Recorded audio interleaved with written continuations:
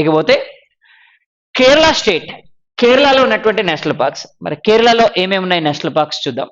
So national parks which are located in Kerala state. So national parks which are located in Kerala state. Kerala state లో ఉన్నటువంటి national parks ఏమున్నాయంటే, Kerala state లో ఉన్నటువంటి national parks ఏమున్నాయంటే ఎరవికులం రాజమలై, ఎరవికులం రాజమలై, ఎరవికులం రాజమలై, అన్నామలై, ఎరవికులం రాజమలై, అన్నామలై, పెరియార్, మతి కోతిన్షా, మతి కోతిన్షా, మతి కోతిన్షా, మతి కోతిన్షా. సో ఇవి మనకి కేరళలో ఉన్నటువంటి నేషనల్ పార్క్. సో మరి ఎలా గుర్తుపెట్టుకోవాలి చూద్దాం ఒకసారి. ఎరవికులం రాజమలై అన్నామలైతో అంటున్నాడు. ఏమంటున్నాడు అంటే, ఏముంటావా ఇప్పుడు తమిళనాడులో, మా దగ్గరికి రా, పెరియార్ నేషనల్ పార్క్ ఉంది, మతిపోయే కోతుల్ని చూపిస్తా అని చెప్తున్నాడు. మతి కోతిన్షా. ఎరవికులం రాజమలై, అన్నామలై, పెరియార్, మతి కోతిన్షా. So these are located in Kerala state. So important Kerala. ఇక్కడ మనకి పెరియార్ అనేటువంటి నేషనల్ పార్క్ కుంతి పూజ అనేటువంటి రివర్ బ్యాంక్ లో ఉందండి. So Periyar national park which is located in the bank of Kunthipuzha river. So Periyar national park which is located in the bank of Kunthipuzha river. So Periyar national park which is located in the bank of Kunthipuzha river bank లో ఉంది మనకి ఈ పెరియార్ అనేటువంటి national park. ఇవి పెరియార్ లో ఉన్న మన కేరళలో ఉన్నటువంటి national parks, very very important. అలాగే కర్ణాటక, కర్ణాటకలో అన్షి నేషనల్ పార్క్, అలాగే రంగన్ తిట్టు నేషనల్ పార్క్, రంగన్ తిట్టు, బన్నీర్ గట్టు, రంగన్ తిట్టు, బన్నీర్ గట్టు, Kudremukh, Kudremukh, Kudremukh, Kudremukh. So Bandipur, Bandipur, Bandipur national park. ఇవి మనకి కర్ణాటకలో కనిపిస్తున్నాయి. ఏవేమున్నాయంటే అన్షి, రంగన్ తిట్టు, బన్నీరు గట్టు, కుద్రేముఖ్, అలాగే Bandipur national park. Very very very important. మరి ఎలా గుర్తుపెట్టుకోవాలి? కోడ్ ఏమైనా ఉందా సార్? ఎస్, కోడ్ ఉంది. ఎక్కువ ఉన్నప్పుడు డెఫినెట్ గా కోడ్ చెప్దాం. రంగన్ వాళ్ళ ఆవిడ అన్షి.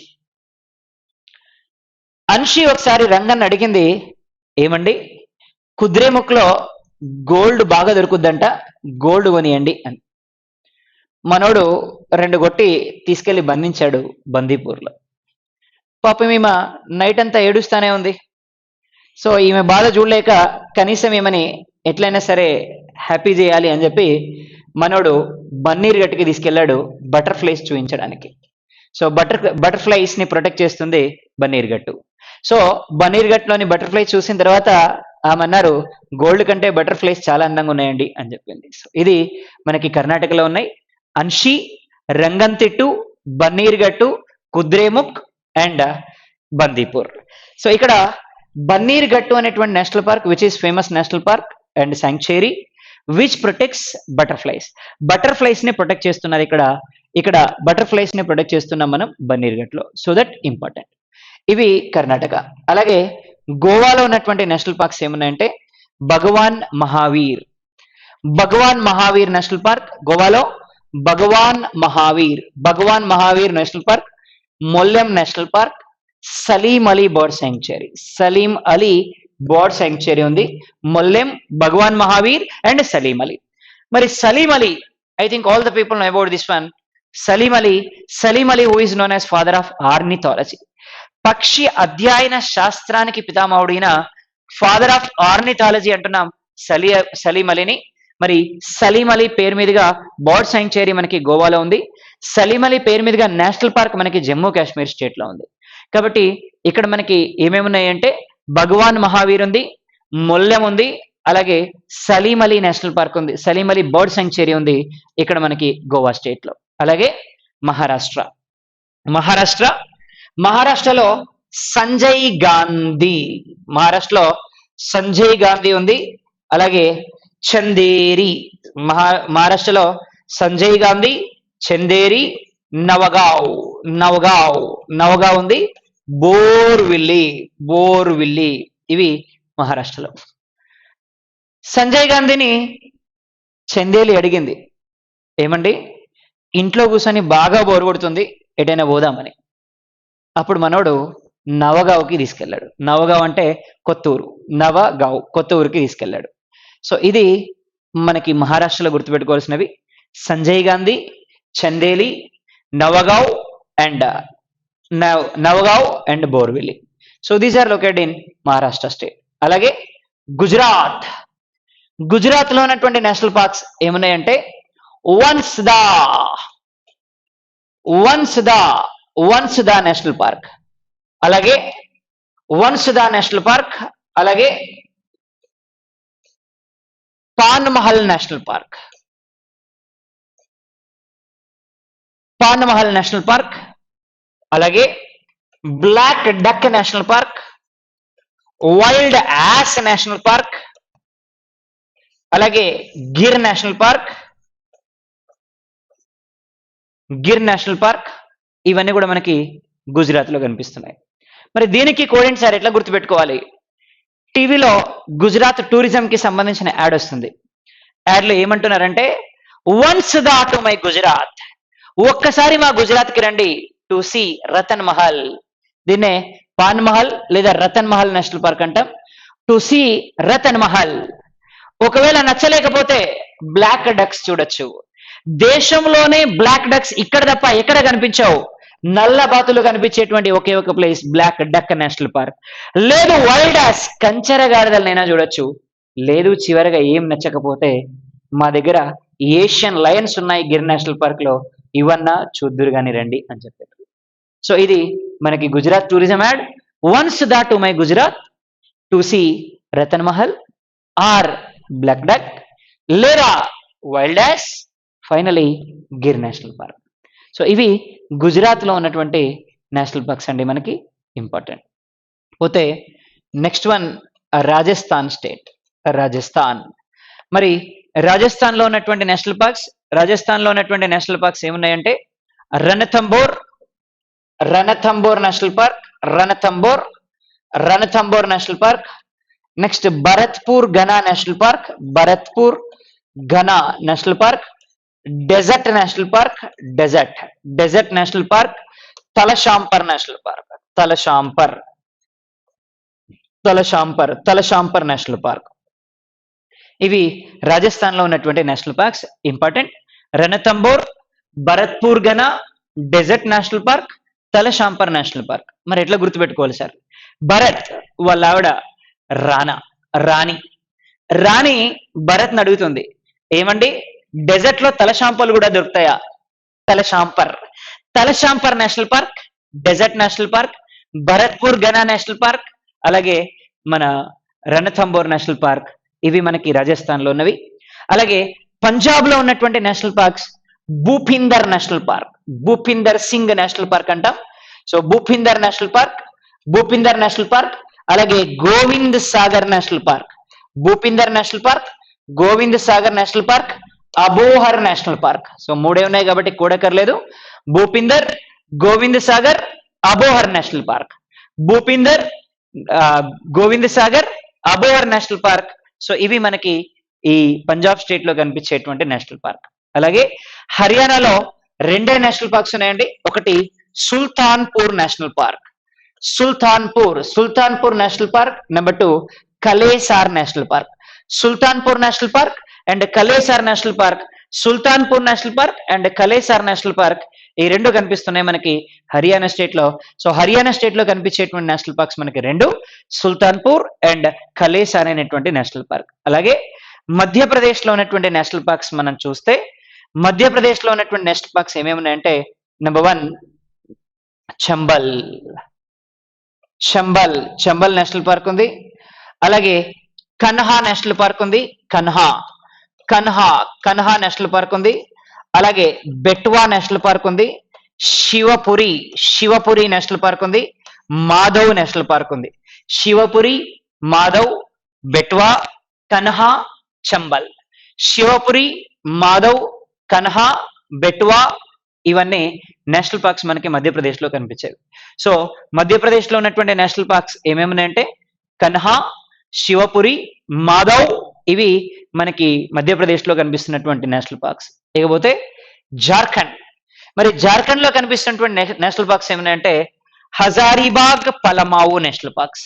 సో జార్ఖండ్ లో మనకి రెండు నేషనల్ పార్క్స్ ఉన్నాయండి. నెంబర్ 1 హజారీబాగ్ నేషనల్ పార్క్, అలాగే పలమావు నేషనల్ పార్క్. రెండు నేషనల్ పార్క్స్ కనిపిస్తున్నాయి మనకి జార్ఖండ్ లో. ఏమేమి ఉన్నాయంటే Hazaribagh and Palamau. These 2 national parks which are located in Jharkhand state. అలాగే ఛత్తీస్గఢ్ లో ఒకటే నేషనల్ పార్క్ ఉందండి, ఇంద్రావతి నేషనల్ పార్క్. ఇది గోదావరి నదికి ట్రిబ్యూటరీ. ఇంద్రావతి, శబరి, సీలేరు, మానేరు, కడెం, పెదవాగు అన్నాం.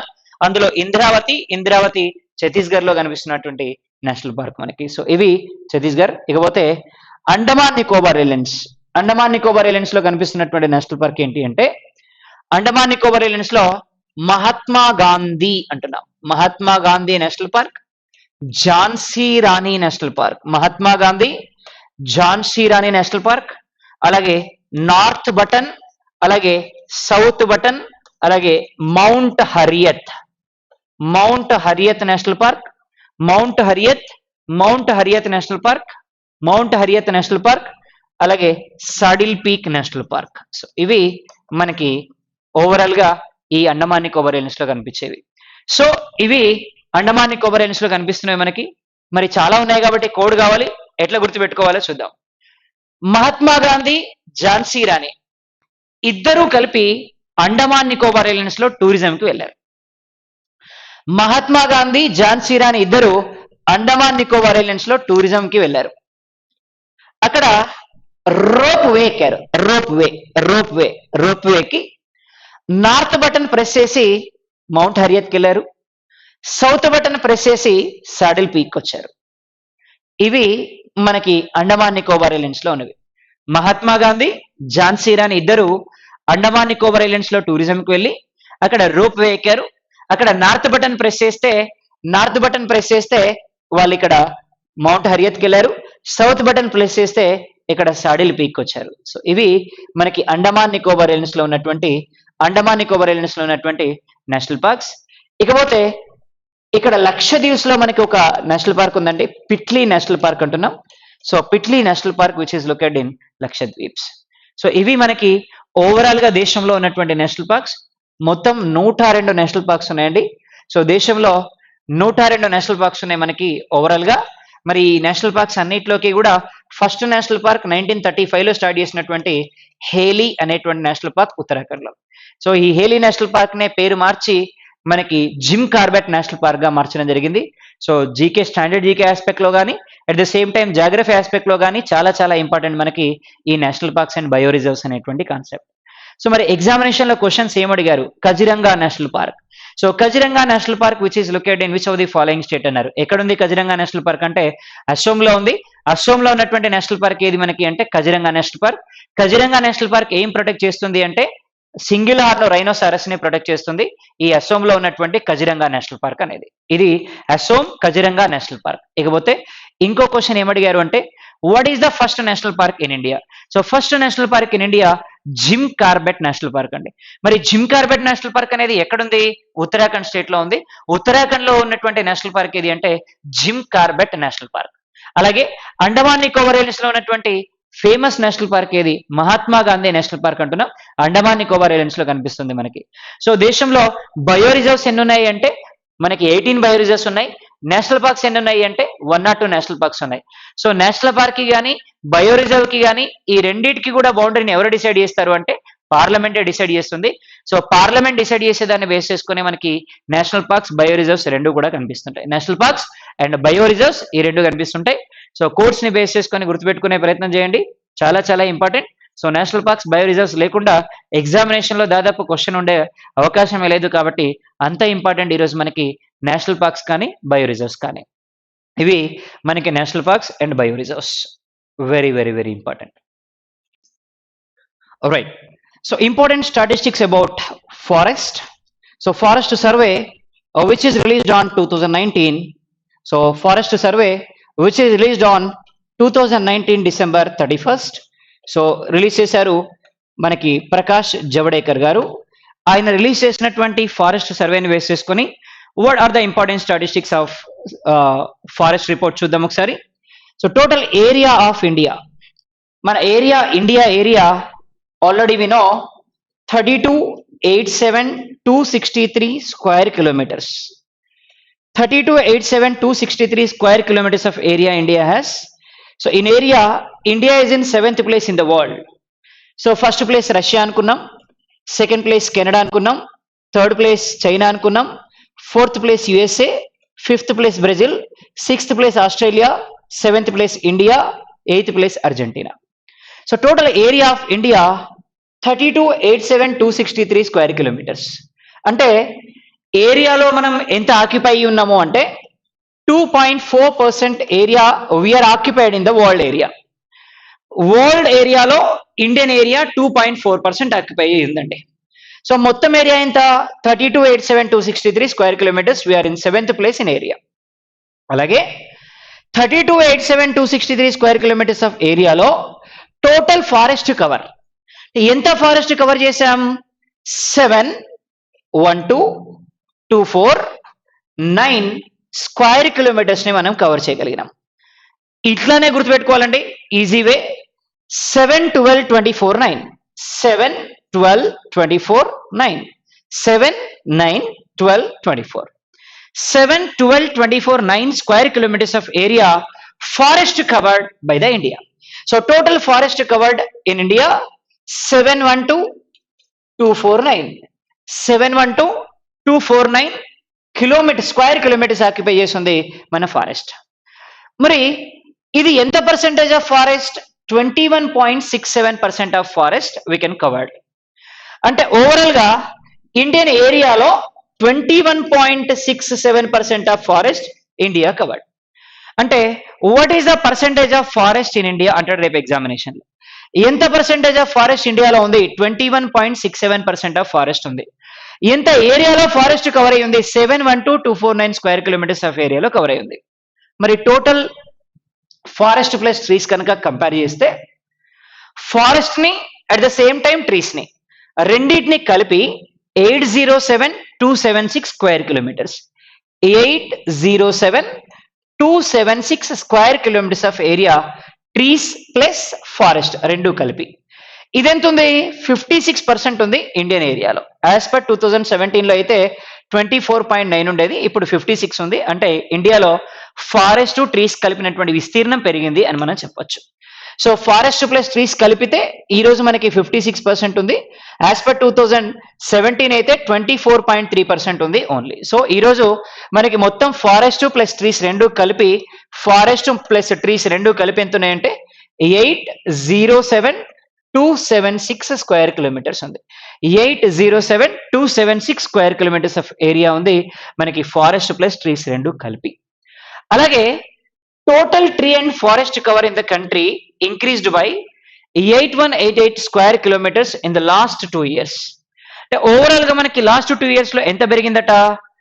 5188 స్క్వేర్ కిలోమీటర్స్ మనకి లాస్ట్ 2 years లో ఫారెస్ట్ ప్లస్ ట్రీస్ పెరిగినాయట. అంటే ఎంత పర్సెంట్ అయింది? ఇప్పుడు 56% అయింది. ఓవరాల్ గా లాస్ట్ ఎంత ఉండేది 2017 లో అంటే 24.3% ఫారెస్ట్ ఉండేది.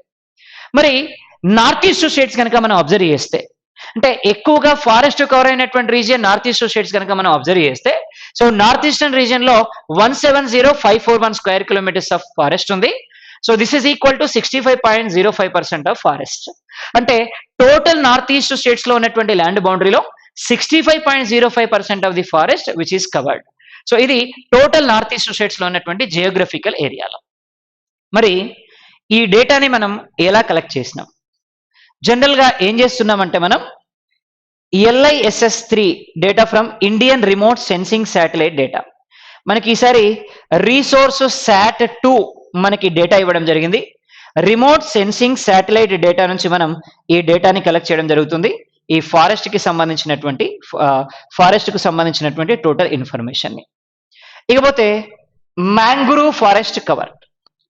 టోటల్ మ్యాంగ్రూవ్ ఫారెస్ట్ ఎంత కవర్ అయి ఉంది అంటే లాస్ట్ 2017 తో కంపేర్ చేస్తే mangrove forest in India which is increased by 54 square kilometres increase అయిందండి. That is equal to 1.10%.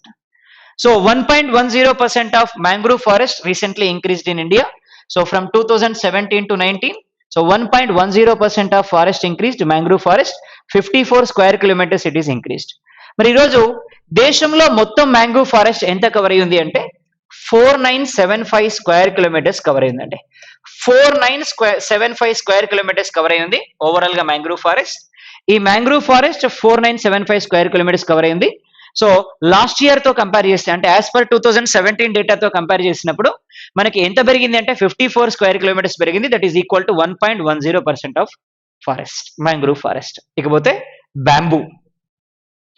మరి ఇంతకుముందే అనుకున్నాం మనం bamboo mission introduced in India అని. So bamboo mission introduced in India. So bamboo mission introduced in India. మరి bamboo mission ని base చేసుకొని మరి 2018లో one more program we announced to increase the bamboo production in India. Then total bamboo area of the country estimated as 160037 square kilometres. 160037 square kilometers of bamboo which is spread in Indian area.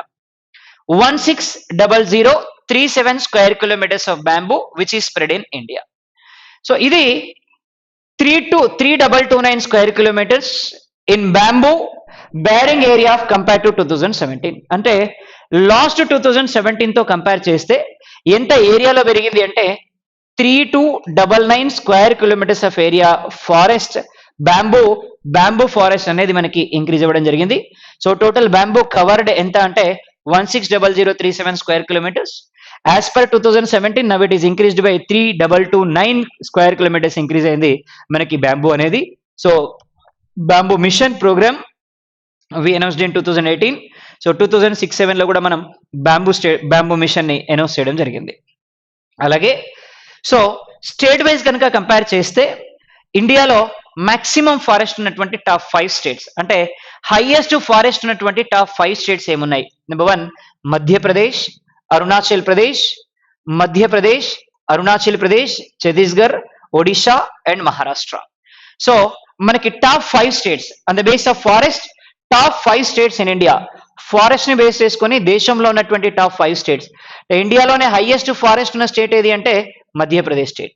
So Madhya Pradesh తర్వాత highest forest ఉన్న state అంటే అరుణాచల్ ప్రదేశ్ తర్వాత highest forest ఉన్న state అంటే ఛత్తీస్గఢ్ తర్వాత highest forest ఉన్న state అంటే ఒడిషా తర్వాత Maharashtra has highest forest. Top 5 states in India which has maximum forest.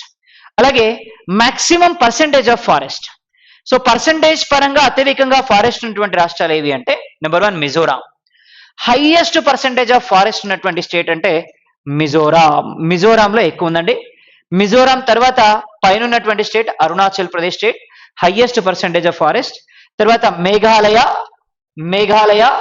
Meghalaya తర్వాత మణిపూర్ తర్వాత నాగాలాండ్. సో ఇవి percentage of forest in India. So totally north east states లో కవర్ అయి ఉన్నాయి మనకి.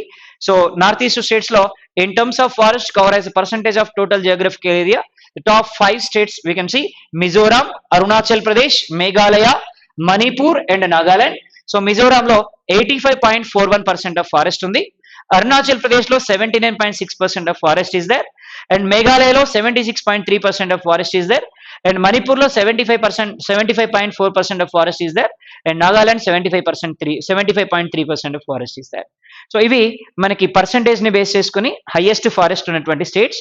అలాగే ఏరియాని బేస్ చేసుకుని హైయెస్ట్ ఫారెస్ట్ ఉన్న స్టేట్స్ అంటే ఫస్ట్ ప్లేస్ లో మధ్యప్రదేశ్, తర్వాత అరుణాచల్ ప్రదేశ్ తర్వాత మనకి ఛత్తీస్గఢ్ ఉందండి. ఛత్తీస్గఢ్ తర్వాత మనకి ఒడిషా తర్వాత మనకి ఛత్తీస్గఢ్ తర్వాత మహారాష్ట్ర ఉంది ఫారెస్ట్ ని బేస్ చేసుకుని టాప్ 5 స్టేట్స్. అలాగే మరి స్టేట్ వైజ్ ఫారెస్ట్ ఇంక్రిమెంట్ ని కనుక మనం కంపేర్ చేస్తే increment of forest on the base of states. So top 5 states increment of forest ఉన్నటువంటి స్టేట్స్ లో ఫస్ట్ ప్లేస్ లో కర్ణాటక స్టేట్ ఉందండి. సో కర్ణాటకలో 1025 square kilometres of forest increased compare to 2017 to 19. So Karnataka state Hess highest increment of forest. So దేశంలోనే forest increment లో first place లో ఉన్నటువంటి state ఏది అంటే కర్ణాటకలో 1025 square kilometres of forest increase అయింది. So 1025 square kilometres of forest increase in Karnataka state. So highest forest increase అయినటువంటి state ఏది అంటే మనకి కర్ణాటక స్టేట్. అలాగే second highest forest increase state Andhra Pradesh state. 990 square kilometres of forest increase అయ్యిందండి ఆంధ్రప్రదేశ్లో. సో ఫస్ట్ హైయెస్ట్ అంటే Karnataka state, second highest అంటే Andhra Pradesh state. ఆంధ్రప్రదేశ్లో 990 square kilometres of forest increase అవ్వడం జరిగింది. సో ఇది సెకండ్ ప్లేస్. ఇకపోతే కేరళ స్టేట్. కేరళలో 823 square kilometres of forest increase అయింది. జమ్మూ కాశ్మీర్లో 371 square kilometres of forest increase అయింది. హిమాచల్ ప్రదేశ్లో 334 square kilometres of forest increase అయింది. ఎగ్జామినేషన్లో క్వశ్చన్ ఏ విధంగా అడుగుతారు అంటే, as per 2019 forest survey, highest forest increase, highest forest growth rate in India is in which state అంటాడు. So first state Karnataka, second place Andhra Pradesh, third place Kerala, fourth place Jammu Kashmir and Himachal Pradesh. So these are the states in India which has highest forest growth rate in India, top 5 states. అలాగే so forest decrement ఉన్నటువంటి states కనుక మనం observe చేస్తే, మరి forest డిక్రిమెంట్స్ అనేవి ఎక్కడెక్కడ ఉన్నాయి?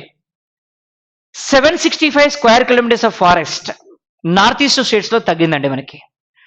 North east states లో మొత్తం 0.45% of forest decreased in north east states. 765 square kilometers of forest decreased in northeast states, that is equal to 0.45% of forest increased in northeast states. Only Assam and Tripura saw increase. మనకి ఒక అస్సోంలో మాత్రమే మరియు త్రిపుర రాష్ట్రాల్లో మాత్రమే forest growth rate కనిపించింది north states లో. Maximum states, మిగతా states అన్నిట్లో కూడా ఫారెస్ట్ గ్రోత్ రేట్ అనేది తగ్గిపోయింది అని మనం చెప్పొచ్చు. అలాగే ఎక్కువగా లాస్ అయిపోయినటువంటి స్టేట్స్, అంటే ఎక్కువగా ఫారెస్ట్ ని లాస్ అయిపోయినటువంటి స్టేట్స్ ని కనుక మనం అబ్జర్వ్ చేస్తే, హైయెస్ట్ ఫారెస్ట్ మనకి తగ్గింది ఎక్కడ అంటే Manipur. Maximum forest decreased in Manipur. 499 square kilometres of forest decreased in Manipur state. అలాగే అరుణాచల్ ప్రదేశ్ స్టేట్ లో 276 square kilometres of forest decrease అయింది. అలాగే మిజోరాం లో 180 స్క్వేర్ కిలోమీటర్స్ ఆఫ్ ఫారెస్ట్ అనేది డిక్రీజ్ అయింది. ఓవరాల్ గా Manipur, Arunachal Pradesh and Mizoram, in these states forest decreased as per 2019. పోతే next one కనుక మనం అబ్జర్వ్ చేస్తే forest cover in tribal districts లో మనము ఫారెస్ట్ ని ఎలా కవర్ చేశారు?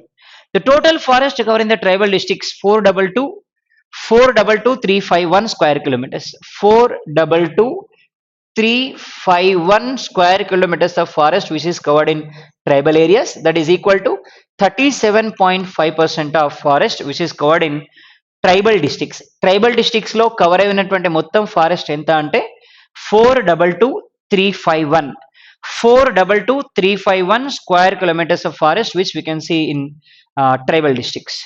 మరి ఓవరాల్ గా there has been decrease of 741 square kilometers forest cover within the recorded forest. So మొత్తం తగ్గినటువంటి ఫారెస్ట్ ఎంత ఉంది అంటే 741 స్క్వేర్ కిలోమీటర్స్ ఉందండి. అలాగే ట్రైబల్ డిస్ట్రిక్ట్స్ లో ఇంక్రీజ్ అయినటువంటి forest 1922 square kilometers forest out side of the tribal areas. అంటే ట్రైబల్ ఏరియాస్ లో యాజ్ పర్ 2017 కంపేర్ చేస్తే 741 స్క్వేర్ కిలోమీటర్స్ ఆఫ్ ఫారెస్ట్ అనేది డిక్రీజ్ అయింది. అంటే నాన్ ట్రైబల్ ఏరియాస్ లో, ట్రైబల్ ఏరియాస్ కానటువంటి ఏరియాస్ లోనేమో ఫారెస్ట్ పెరిగింది 1922 స్క్వేర్ కిలోమీటర్స్ ఆఫ్ ఫారెస్ట్. అంటే 1922 square kilometres of forest increased in non tribal areas. At the same time 741 square kilometres of forest decreased in forest area, tribal areas. Overall గా tribal areas లో forest తగ్గింది, non tribal areas లో forest అనేది పెరిగింది. So forest పెరగడానికి కూడా initiation of the governments a major reason అని చెప్పొచ్చు. Different states to increase the forest, different programmes are introduced. Telangana Harithaharam అని, అలాగే వనం మనం కార్యక్రమం అని, ఇట్లాంటి ప్రోగ్రామ్స్ అన్నిటిని ఇంట్రడ్యూస్ చేసి అక్కడ మనకి ఫారెస్ట్ పెరగడానికి వాళ్ళు ఎక్కువగా కృషి చేయడం జరిగింది. ఇది మనకి ఓవరాల్ గా మనకి ఫారెస్ట్ ని బేస్ చేసుకొని, మరి forest covered in the hill districts కనుక కంపేర్ చేస్తే, forest covered in hill districts in the country 284,006 square kilometres. 284,006 square kilometers of forest which is covered in hill regions. అలాగే 4030% of forest we can see in hill regions. Hill reasons లో మనకు కనిపించే మొత్తం forest అంటే 284,006 forest కనిపిస్తుంది. అలాగే ఇది ఎంత పెరిగింది మనకి అంటే 544 స్క్వేర్ కిలోమీటర్స్ ఆఫ్ ఫారెస్ట్ పెరిగింది. 0.19% ఆఫ్ ఫారెస్ట్ పెరిగింది 140 హిల్ డిస్ట్రిక్ట్స్ ఆఫ్ ది కంట్రీలో. సో మొత్తం 140 హిల్ డిస్ట్రిక్ట్స్ ని మన వాళ్ళు కంపేర్ చేస్తే ఈ 140 హిల్ డిస్ట్రిక్ట్స్ లో ఓవరాల్ గా మనకి కనిపించేటువంటి ఫారెస్ట్ ఎంత అంటే 284,006 స్క్వేర్ కిలోమీటర్స్ ఆఫ్ ఫారెస్ట్ కనిపిస్తుంది. That is equal to 4.30% of forest 40.30% of forest. Overall గా మనకి ఈ జియోగ్రఫికల్ ఏరియాని కంపేర్ చేస్తే గతంతో కంపేర్ చేస్తే 544 స్క్వేర్ కిలోమీటర్స్ ఆఫ్ ఫారెస్ట్ పెరిగింది. That is equal to 0.19%. మొత్తం మన వాళ్ళు కంపేర్ చేసినటువంటి ఫారెస్ట్ ఎంత అంటే ఎన్ని డిస్ట్రిక్ట్స్ ని కవర్ చేశారంటే 140 డిస్ట్రిక్ట్స్ ని మన వాళ్ళు కవర్ చేయడం జరిగింది ఓవరాల్ గా ఈ ఫారెస్ట్ ని బేస్ చేసుకొని. ఓవరాల్ గా మనకి ఈ ఫారెస్ట్ ని బేస్ చేసుకొని వాళ్ళు కవర్ చేసినటువంటి ఫారెస్ట్ ఇది. Right, according to 16th edition of forest survey మనకి IRS resource sat 2 which is collected this data. IRS resource sat 2 collect చేసింది. దీన్ని బేస్ చేసుకొని ఓవరాల్ గా మనం ఫారెస్ట్ కవర్ చేసినటువంటి ఏరియా 712249 స్క్వేర్ కిలోమీటర్స్.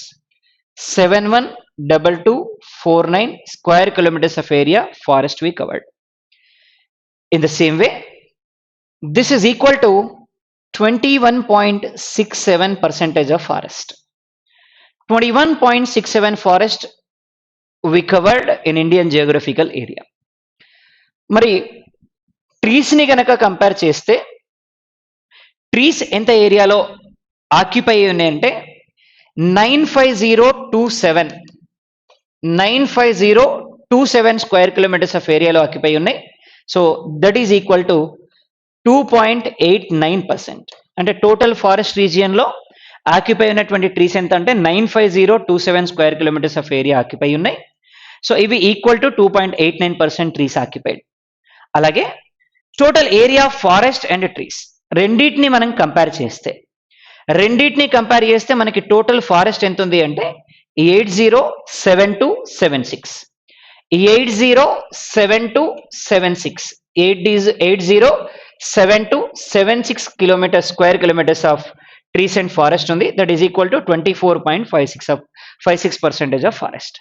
మరి టోటల్ ఏరియా ఆఫ్ ఇండియా మనకి already తెలుసు 32,87,263 square kilometres of area. So మరి 32,87,263 స్క్వేర్ కిలోమీటర్స్ ఆఫ్ ఏరియా ఉన్నటువంటి ఈ జియోగ్రఫికల్ ఏరియాలో మనకి మొత్తం ఫారెస్ట్ ఎంత ఉంది అంటే 712249 square kilometers. 712249 square kilometres of forest ఉంది మనకి. This is equal to 21.67% of forest. అలాగే టోటల్ ట్రీస్ ఎంత ఉన్నాయంటే 95027 స్క్వేర్ కిలోమీటర్స్ ఆఫ్ ట్రీస్ ఉన్నాయి. This is equal to 2.89%. అలాగే ట్రీస్ అండ్ ఫారెస్ట్ ని కనుక మనం కంపేర్ చేస్తే 807276 square kilometres of trees and forest cover అయి ఉన్నాయి. సో ఇది ఈక్వల్ టు 24.56%.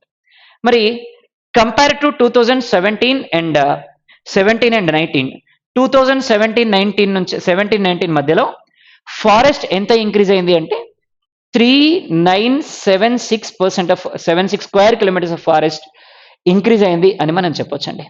సో ఓవరాల్ గా మనకి ఇంక్రీజ్ అయినటువంటి ఫారెస్ట్ ఎంత అంటే 3976 ఇంక్రీజ్ అయింది మనకి ఓవరాల్ గా ఫారెస్ట్ అనేది. మరి టోటల్ గా ట్రీస్ కానీ ఫారెస్ట్ కానీ ఎంత ఇంక్రీజ్ అయినాయి చూస్తే total forest increase 3976 square kilometres.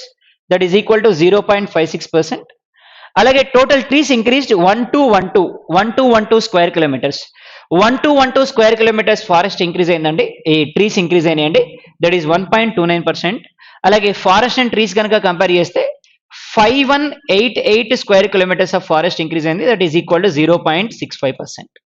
So ఇది ఓవరాల్ గా మనకి 2017-19 మధ్యలో ఇంక్రీజ్ అయినటువంటి ఫారెస్ట్ కానీ ఇంక్రీజ్ అయినటువంటి ట్రీస్ కానీ.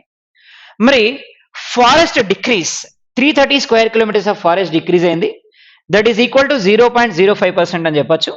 అలాగే recognised forest area 4306 square kilometres అని మనం చెప్పొచ్చు. మరి గ్రీన్ వాష్ ఏరియా. సో మరి గ్రీన్ వాష్ ఏరియా ఏంటంటే ఈ ఫిగర్ లో మనకు కనిపించేటువంటి లైట్ గ్రీన్ ఏరియా అయితే ఉందో అదంతా కూడా గ్రీన్ వాష్ ఏరియా అంటున్నాం. మరి ఇంక్రీజ్ అయినటువంటి ఫారెస్ట్ ఎక్కడ ఇంక్రీజ్ అయింది అంటే కర్ణాటక, ఆంధ్రప్రదేశ్, కేరళ, జమ్మూ కాశ్మీర్ అండ్ హిమాచల్ ప్రదేశ్లో ఇంక్రీజ్ అయింది. మరి ఫారెస్ట్ ని మనం ఏరియా వైజ్ కనుక కంపేర్ చేస్తే negative growth rate forest decrease అయినటువంటి స్టేట్స్ ఏవి అంటే Manipur, Mizoram, Arunachal Pradesh, Meghalaya, Sikkim and Nagaland.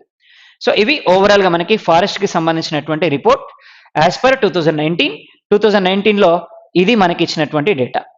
Very very very important. Next chapter transportation in India. Then what about this transportation? How can we classify this transportation? మరి transportation అనేది ఏ విధంగా ఉంది ఇవన్నీ చూద్దామండి. So total transportation in India which is divided into 4 types. There are 4 type of transportation systems. దేశంలో ఉన్నటువంటి రవాణా మార్గాల్ని 4 రకాలుగా డివైడ్ చేస్తున్నాం. There are 4 type of transportation we can see in India. ఏమేమి ఉన్నాయి? రోడ్వేస్ ఉన్నాయి, railways, Airways, waterways. Roadways, railways, Airways, waterways. Total transportation which is divided into 4 types. మరి first one roadways ని కనుక మనం తీసుకుంటే దెన్ రోడ్వేస్ ని కనుక మనం తీసుకుంటే total roadways which are divided into 4 types again. ఏమేమి ఉన్నాయి? Number 1 national highways, number 2 state level roadways, number 3 district level roadways, number 4 rural level roadways. Overall గా రోడ్వేస్ డివైడెడ్ ఇంటూ 4 types. ఏమేమి ఉన్నాయంటే national highways, state level roadways, district level roadways, అలాగే rural level roadways. మరి how can we identify these roadways? ఏ రోడ్ని ఏంటి ఎలా identify చేయాలి? ఎలా ఐడెంటిఫై చేయాలి అంటే రోడ్డు పక్కనే మైల్ స్టోన్స్ ఉంటాయి. మైల్ స్టోన్ అంటాం. దాని మీద రాసుంటాయి ఎన్ని కిలోమీటర్స్ ఏంటి అని. మరి ఈ హైవేస్ ని డెవలప్ చేసింది a part of Nagpur road construction plan, Nagpur road plans. అందుకే 0 కిలోమీటర్స్ అనేటువంటి ఈ మైల్ స్టోన్ ఎక్కడ స్టార్ట్ అవుతుందంటే నాగ్పూర్లో స్టార్ట్ అవుతుంది. 0 కిలోమీటర్స్ అనేటువంటి మైల్ స్టోన్. మరి ఇక్కడ ఉన్నటువంటి మైల్ స్టోన్ ని బేస్ చేసుకొని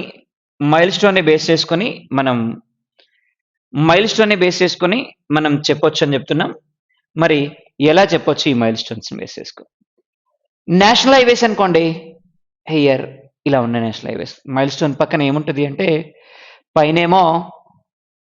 పైనేమో ఎల్లో కలర్ ఉంటుంది, వైట్ కలర్ ఉంటుంది. ఎల్లో అండ్ వైట్ కనిపిస్తే వాటిని నేషనల్ హైవేస్ అంటాం. అలాగే స్టేట్ లెవెల్ రోడ్వేస్ అంటున్నాం. స్టేట్ లెవెల్ రోడ్వేస్ కి పైన గ్రీన్ ఉంటుంది, వైట్ ఉంటుంది. గ్రీన్ అండ్ వైట్ కనుక కనిపించింది అనుకోండి వాటిని స్టేట్ లెవెల్ రోడ్వేస్ అంటాం. అలాగే డిస్ట్రిక్ట్ లెవెల్ రోడ్వేస్ అంటున్నాం. Black and white, black white కనుక కనిపించింది అనుకోండి కలర్, డిస్ట్రిక్ట్ లెవెల్ రోడ్వేస్ అంటాం. అలాగే రూరల్ లెవెల్ రోడ్వేస్ అంటున్నాం. పైన రెడ్ కలర్ కనిపిస్తుంది, వైట్ కలర్ కనిపిస్తుంది. White is common for all roadways. ఇట్లాంటి ఈ కలర్స్ ని బేస్ చేసుకొని మనం ఏం చేయొచ్చు అంటే రోడ్వేస్ ని చెప్పచ్చు. సో ఓవరాల్ గా total roadways which are divided into 4 types. ఏమేమి ఉన్నాయి? నేషనల్ హైవేస్ ఉన్నాయి, స్టేట్ లెవెల్ రోడ్వేస్ ఉన్నాయి, డిస్ట్రిక్ట్ లెవెల్ రోడ్వేస్ ఉన్నాయి, రూరల్ లెవెల్ రోడ్వేస్ ఉన్నాయి. మరి దేన్ని బేస్ చేసుకుని వీటిని ఐడెంటిఫై చేయొచ్చు మనము అంటే on the basis of colours of the mile stones. మరి colours of the mile stones ని బేస్ చేసుకొని నేషనల్ హైవేస్ కి ఎలాంటి కలర్ ఉంది అంటే ఎల్లో అండ్ వైట్. అలాగే స్టేట్ లెవెల్ రోడ్వేస్ కి ఏం కలర్ ఉంది అంటే green and white. District level roadways కి ఎలాంటి కలర్ ఉంది అంటే black and white. Rural level roadways కి ఎలాంటి కలర్ ఉంది అంటే రెడ్ అండ్ వైట్. వీటిని బేస్ చేసుకొని మనం ఈ రోడ్వేస్ ని క్లాసిఫై చేయొచ్చు. మరి రోడ్వేస్ ఓకే, మరి ఇండియాలో హైయెస్ట్ నెంబర్ ఆఫ్ రోడ్వేస్ ఏమున్నాయి? హైయెస్ట్ నెంబర్ ఆఫ్ రోడ్వేస్ ఏమున్నాయంటే ఇండియాలో రూరల్ లెవెల్ రోడ్వేస్ ఉన్నాయండి. ఇండియాలోనే హైయెస్ట్ రోడ్వేస్ ఏవి అంటే రూరల్ లెవెల్ రోడ్వేస్ అని చెప్పచ్చు.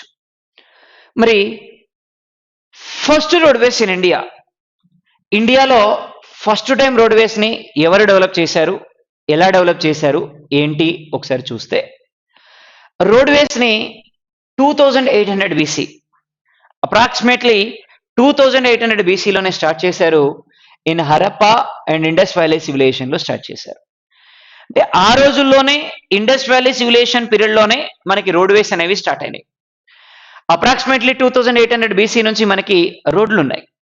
మన వాళ్ళు ఆ రోజు రోడ్వేస్ ద్వారా వేరే ప్రాంతాలకి ట్రాన్స్పోర్టేషన్ చేశారు. నాట్ ఓన్లీ హ్యూమన్ ట్రాన్స్పోర్టేషన్, ఆ రోజులో గూడ్స్ని ట్రాన్స్పోర్టేషన్ కూడా చేశారు. అంటే అంత టెక్నాలజీ మనకి ఇండియాలో ఇండస్ వ్యాలీ సివిలైజేషన్లోనే కనిపించింది. ఇండస్ వ్యాలీ సివిలైజేషన్లోనే మనకి రోడ్వేస్ అనేవి కనిపించాయి.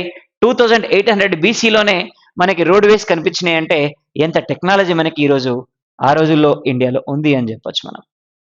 అలాగే లాటర్ పీరియడ్, తర్వాత కాలంలో ఈ మోనోపలిజం అంతా అయిపోయిన తర్వాత బ్రిటిషర్స్ రూల్ చేయడానికి వచ్చారు మన దగ్గరికి. మరి వాళ్ళ సెల్ఫ్ ట్రాన్స్పోర్టేషన్ కోసం కానీ వాళ్ళ సెల్ఫ్ డెవలప్మెంట్ కోసం కానీ ఇండియాలో రోడ్స్ని ఎక్స్పాన్షన్ చేశారు. బ్రిటిష్ వాళ్ళు ఇండియాలో రోడ్లు వేయలేదు, ఎప్పుడో వేసినటువంటి రోడ్లని వాళ్ళు ఏం చేశారు అంటే ఎక్స్పాన్షన్ చేశారు. ఇండస్ వ్యాలీ సివిలైజేషన్ పీరియడ్లోనే మనం రోడ్లు వేసుకున్నాం. అంతలాంటి గొప్ప చరిత్ర మన దేశానికి ఉంది. మరి వీళ్ళు రోడ్లను ఎక్స్పాన్షన్ చేశారు అన్నాం. మరి ఇండియాలో 1830లో, in the period of britishers in 1830, metal road system construction start అయింది. దేశంలో మొదటిసారిగా మెటల్ రోడ్లు వేయడం స్టార్ట్ అయింది ఎప్పటి నుంచి అంటే 1830 నుంచి స్టార్ట్ అయింది. So development of metal roads in India started from 1830, so which is developed by Britishers. Britishers ఇండియాలో మెటల్ రోడ్లు వేయడం స్టార్ట్ చేశారు 1830 నుంచి. 1830 నుంచి బ్రిటిషర్స్ వేసినటువంటి ఈ మెటల్ రోడ్లని మనం భారతదేశంలో చూడొచ్చు. అలాగే ఇన్ 1934 ఇండియాలో రోడ్ కాంగ్రెస్ ఫామ్ అయింది. అంటే రోడ్ల ఎక్స్పాన్షన్ చేయాలి, ఇక్కడ ఉన్నటువంటి ఇండియన్ రెవల్యూషన్స్ ని కంట్రోల్ చేయాలి, డెవలప్మెంట్ అనేది ఇండియన్స్ కి చూపియాలి మనం అనే ఉద్దేశంతో రోడ్ కాంగ్రెస్ అనే దాన్ని ఫామ్ చేశారు బ్రిటిషర్స్ ఇన్ ద ఇయర్ 1934. అంటే 2800 బీసీలోనే ఇండియాలో రోడ్లు స్టార్ట్ అయితే బ్రిటిష్ వాళ్ళు దాన్ని ఎక్స్పాన్షన్ చేశారు. దాంట్లో భాగంగా మనకి మెటల్ రోడ్స్ డెవలప్మెంట్ అనేవి స్టార్ట్ అయినాయి 1830 నుంచి. ఏ పార్ట్ ఆఫ్ దట్ 1934లో రోడ్ కాంగ్రెస్ అనేది స్టార్ట్ అయింది. అలాగే ఈ రోడ్ల మీద జైకర్ కమిటీని అపాయింట్ చేశారు. జైకర్ కమిటీ అనేది అపాయింట్ చేశారు. So on development of roadways before independence, Jayakar committee appointed. Jayakar అనేటువంటి కమిటీని అపాయింట్ చేశారు to develop roadways in India. This is one of the previous civil service examination question and SSC CGL examination question. Which of the following committee appointed before independence on roadways అన్నారు. So roadways ని develop చేయడం కోసం appoint చేసినటువంటి committee ఏది అంటే జైకర్ అనేటువంటి committee. అలాగే recently in the sense in 2015 and 16 to develop roadways in north east states, ఈశాన్య రాష్ట్రాల్లో రోడ్లు వేసేయడానికి, ఈశాన్య రాష్ట్రాల్లో రోడ్లు వేయడానికి అపాయింట్ చేసినటువంటి committee Rangarajan committee which is appointed to develop roadways in north east states. అలాగే ఇండియాలో before independence for the development of roadways Jayakar committee appointed. So Jayakar committee appointed before independence to development of roadways in India. మరి ఈరోజు ఏవైతే national highways ఉన్నాయో ఆ national highways ని develop చేయడానికి మనకి national highway authority of India establish అయిందండి. మరి national highway authority of India ఎప్పుడు ఎస్టాబ్లిష్ అయింది అంటే 1988లో ఎస్టాబ్లిష్ అయింది national highway authority of India. National highway authority of ఇండియాని పార్లమెంట్ లో బిల్ పాస్ చేసింది 1988లో, which is came existence from 1989. 1989 నుంచి 1989 నుంచి ఇంప్లిమెంటేషన్ స్టార్ట్ అయింది మనకి national highway authority of India. మరి ఇదే ఇయర్లో 1988లో నేషనల్ హైవే అథారిటీ ఆఫ్ ఇండియాతో పాటు ఎన్హెచ్బి కూడా స్టార్ట్ అయింది, నేషనల్ హౌసింగ్ బోర్డు కూడా స్టార్ట్ అయింది. ఇదే ఇయర్ లో మిలియన్ వెల్స్ స్కీమ్ అనేటువంటి స్కీమ్ కూడా స్టార్ట్ అయింది. All of these are introduced in 1988. అలాగే ఫ్రమ్ 1995 ఆన్వర్డ్స్ 95 నుంచి national highway authority of India అనేది ప్రైవేటైజ్ జరిగింది. అంటే 1995 వరకు 1888 నుంచి 1995 వరకు ఇండియాలో నేషనల్ హైవేస్ అథారిటీ అనేది completely worked under government organisation. Before 1991 ఇండియాలో క్లోజ్డ్ ఎకనామిక్ పాలసీ ఉంది. 1991 తర్వాత లిబరలైజేషన్, ప్రైవేటైజేషన్, గ్లోబలైజేషన్ అనే సిస్టమ్ వచ్చింది. ఎకనామిక్ రిఫార్మ్స్ లో భాగంగా a part of liberalization, privatization and globalization, privatization అనేది స్టార్ట్ అయింది. A part of the privatization national highway authority of ఇండియాని కూడా ప్రైవేటైజ్ చేశారు 1995 లో. అప్పటి నుంచి ఇండియాలో ప్రైవేట్ ఆర్గనైజేషన్స్, జిఎంఆర్ కానీ ఇట్లాంటి సంస్థలు ఇండియాలో రోడ్లను డెవలప్ చేయడం అనేది జరుగుతూ ఉంది. So national highway authority of India privatised in 1995. మరి total length of rural roadways in India, ఇండియాలో హైయెస్ట్ ఉన్నటువంటి రోడ్వేస్ అన్నాం, ఇండియాలో హైయెస్ట్ రోడ్వేస్ రూరల్ రోడ్వేస్ అన్నాం. మరి ఈరోజు total length of rural roadways as per 2011 53,634 kilometers. So highest roadways in India are rural roadways. As per 2011 in India total rural roadways 53,634 kilometers of roadways. 53,634 kilometers of roadways in India are rural roadways. 53,634 kilometers. And newly sanctioned roadways 82,743 kilometers of roadways newly sanctioned in India. And to develop roadways in 2001 Pradhan Mantri Gramin Sadak Yojana started. Actually Pradhan Mantri Gramin Sadak Yojana, which was announced in 2000 December 25th on the occasion of birthday Atal Bihari Vajpayee. Atal Bihari Vajpayee గారి బర్త్డేని base చేసుకుని Pradhan Mantri Gramin Sadak Yojana PMGSY అనే programme ని announce చేశారు. What is the target of Pradhan Mantri Gramin Sadak Yojana అంటే connecting rural roadways into mandal level roadways or district level roadways. అంటే rural level ని mandal level తోటి కనెక్ట్ చేయాలి, మండల్స్ ని డిస్ట్రిక్ట్ తోటి కనెక్ట్ చేయాలి, డిస్ట్రిక్ట్స్ ని ఏదో ఒక నేషనల్ హైవేకి కనెక్ట్ చేయాలి. దీనివల్ల ఏమవుతుంది, రూరల్లో ప్రొడ్యూస్ అవుతున్నటువంటి గూడ్స్ అన్ని కూడా నేషనల్ వైడ్ స్ప్రెడ్ అవ్వడం అనేది కాన్సెప్ట్. ఇది ప్రధాన Mantri Gramin Sadak Yojana which was announced in 2000 December 25th behalf of Atal Bihari Vajpayee birthday but implemented from 2001 onwards. The major target of this roadways, development of roadways in rural areas, connecting these rural roadways into mandal level roadways. ఇది మనకి ఆ రోజు announce చేసింది. మరి దేశంలో ఉన్నటువంటి మొత్తం district roadways, total district roadways in India. So మరి డిస్ట్రిక్ట్ లో ఉన్నటువంటి మొత్తం రోడ్వేస్ ఏమున్నాయి అంటే 5,61,940 kilometers రోడ్వేస్ ఉన్నాయి టిల్ 2016. మనం ఇక్కడ సార్ ఇవి 53,634 కదా, మరి అట్లాంటప్పుడు డిస్ట్రిక్ట్ రోడ్వేస్ ఎక్కువగా ఉంటాయి కదా సార్ అంటే న్యూలీ శాంక్షన్ అయినటువంటి రోడ్వేస్ ని కూడా కలపాలి కాబట్టి. సో ఇక్కడ 5,61,940 kilometers రోడ్వేస్ ఉన్నాయి టిల్ 2016 డిస్ట్రిక్ట్ లెవెల్ రోడ్వేస్. అలాగే స్టేట్ లెవెల్ 1,76,166 kilometers ఉన్నాయి. అలాగే నేషనల్ హైవేస్ వచ్చి 1,01,011 kilometers రోడ్వేస్ ఉన్నాయి. ఇవి ఓవరాల్ గా మనకి రోడ్వేస్ ఉంటాయి. సో ఓవరాల్ గా మనం రోడ్వేస్ ని మనం డిఫరెంట్ టైప్ గా డివైడ్ చేస్తున్నాం.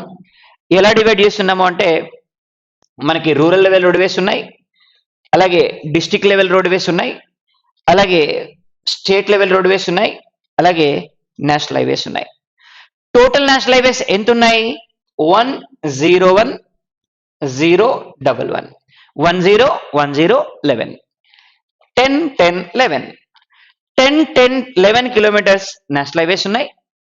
అలాగే స్టేట్ లెవెల్ రోడ్వేస్ వచ్చి 176,166 176, 166 రోడ్వేస్ ఉన్నాయి, స్టేట్ లెవెల్ రోడ్వేస్. అలాగే డిస్ట్రిక్ట్ లెవెల్ రోడ్వేస్ వచ్చి 561,940 కిలోమీటర్స్, 561,940 కిలోమీటర్స్ ఉన్నాయి డిస్ట్రిక్ట్ లెవెల్ రోడ్వేస్. అలాగే రూరల్ లెవెల్ రోడ్వేస్ వచ్చి 53,634 ప్లస్ కొత్తగా శాంక్షన్ అయినాయి 82,743 కిలోమీటర్స్ ఆఫ్ రోడ్వేస్ ఉన్నాయి. ఓవరాల్ గా ఇవి ఇండియాలో ఉన్నటువంటి రోడ్వేస్ అండి. మరి ఇండియాలో రోడ్వేస్ ని ఎవరు డెవలప్ చేశారు? Development of roadways in India started by, ఇండియాలో ఉన్నటువంటి రోడ్వేస్ ని ఎవరు స్టార్ట్ చేశారు?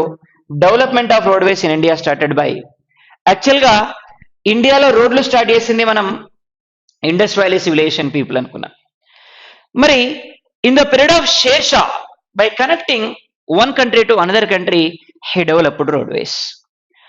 మరి యాక్చువల్ గా మనకి ఇండియాలో రోడ్లని స్టార్ట్ చేసినటువంటి, అంటే ఎక్స్పాన్షన్ ఆఫ్ రోడ్వేస్ ని స్టార్ట్ చేసినటువంటి పీరియడ్ ఎవరి కాలంలో అంటే అశోక కాలంలో అండి. చిన్నప్పుడు మనం చదువుకున్నాం, అశోకుడు రోడ్లు వేయించాను, రోడ్ల పక్కన చెట్లు నాటించాను, ఇట్లాంటి విషయాలన్నీ. అంటే ఇండియాలో ఫస్ట్ రోడ్లు వేయించినటువంటి క్రెడిట్ ఎవరిది అంటే definitely that goes to Ashoka.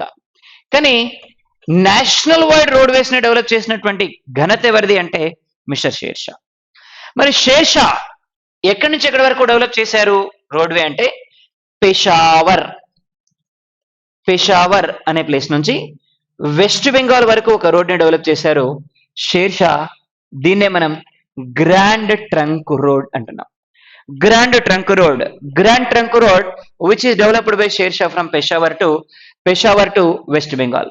Peshawar నుంచి వెస్ట్ బెంగాల్ వరకు ఉన్నటువంటి ఈ రోడ్ ని మనం ఏమన్నామంటే గ్రాండ్ ట్రంక్ రోడ్ అంటాం. Grand trunk road from Peshawar to west Bengal. మరి ఆఫ్టర్ ఇండిపెండెన్స్ వచ్చిన తర్వాత this road ended it here. మరి ఏ ప్లేస్ ఇది? ఇక్కడ వరకు ఎండ్ అయిపోయింది అంటున్నాం. ఎక్కడ వరకు ఎండ్ అయిపోయింది? అమృత్సర్ వరకు ఎండ్ అయిపోయింది. Now road between Amritsar to west Bengal. ఎక్కడి నుంచి ఎక్కడి వరకు ఉంది ఇప్పుడు రోడ్డు? అమృత్సర్ నుంచి వెస్ట్ బెంగాల్ వరకు ఉంది. అమృత్సర్ నుంచి వెస్ట్ బెంగాల్ వరకు ఉన్నటువంటి ఈ రోడ్ ని మనం ఏమంటున్నామంటే షేర్ షా సూరి మార్గ్ అనాలి. షేర్ షా సూరి మార్గ్ అంటున్నాం. Share Shah Suri Marg which is located between Amritsar to west Bengal. Amritsar నుంచి వెస్ట్ బెంగాల్ వరకు ఉన్నటువంటి ఈ రోడ్ ని మనం షేర్ షా సూరి మార్గ్ అంటాం. అలాగే ఓవరాల్ గా ఉన్నటువంటి ఈ రోడ్ ని, అంటే షేర్ షా డెవలప్ చేసినటువంటి రోడ్ పెషావర్ నుంచి west Bengal, Peshawar to west Bengal which is known as grand trunk road. Peshawar to west Bengal, share Shah Suri Marg, Amritsar నుంచి వెస్ట్ బెంగాల్ వరకు. మరి in India to developed national highway authority of India established in 1988. 1988 లో national highway authority of India establish అయింది, which is working from 1989 onwards, which is privatized in 1995.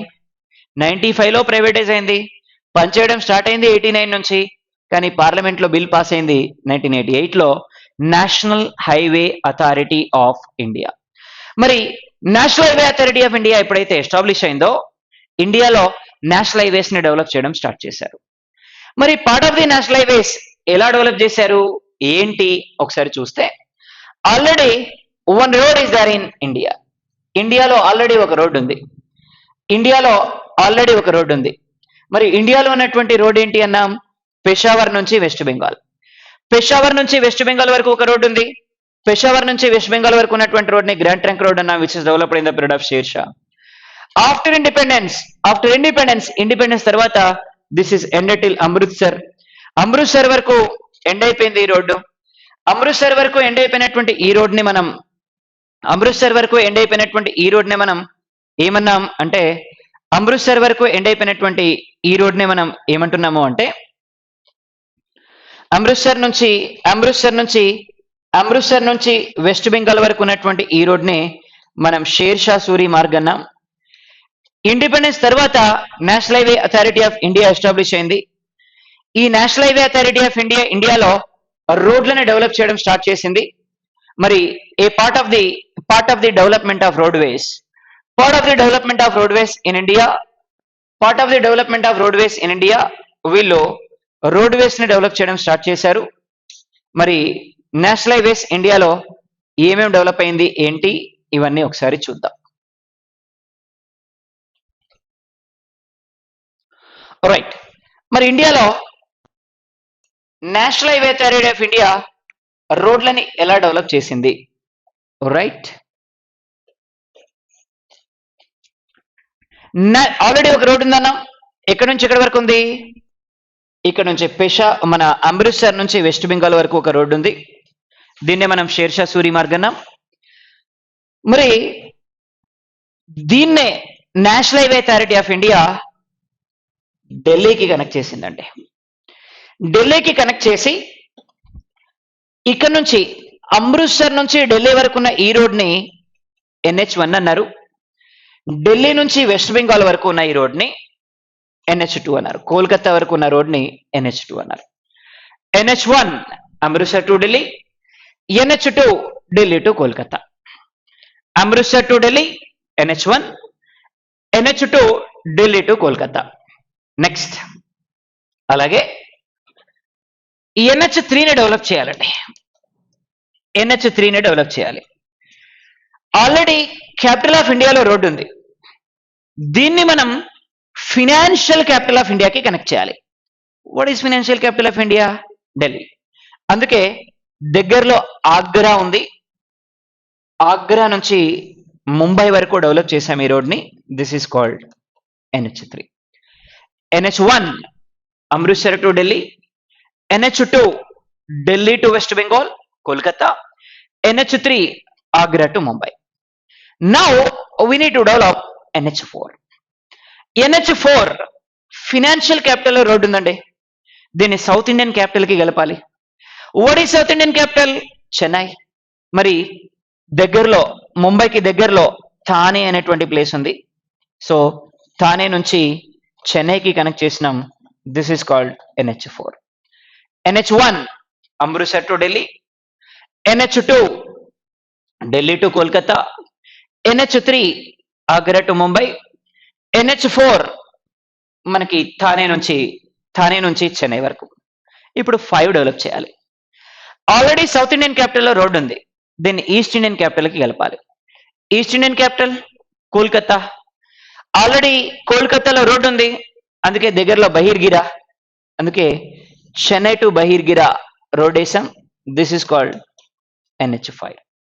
NH1 Amritsar to Delhi, NH2 Delhi to Kolkata, NH3 Agra to Mumbai, NH4 Thane to Chennai, NH5 Chennai to Baharagora. ఇప్పుడు 6 వేయాలండి. మరి NH6ని ఆల్రెడీ మనకి east Indian capital road ఉంది కాబట్టి దీన్ని ఫినాన్షియల్ క్యాపిటల్కి కలపాలి.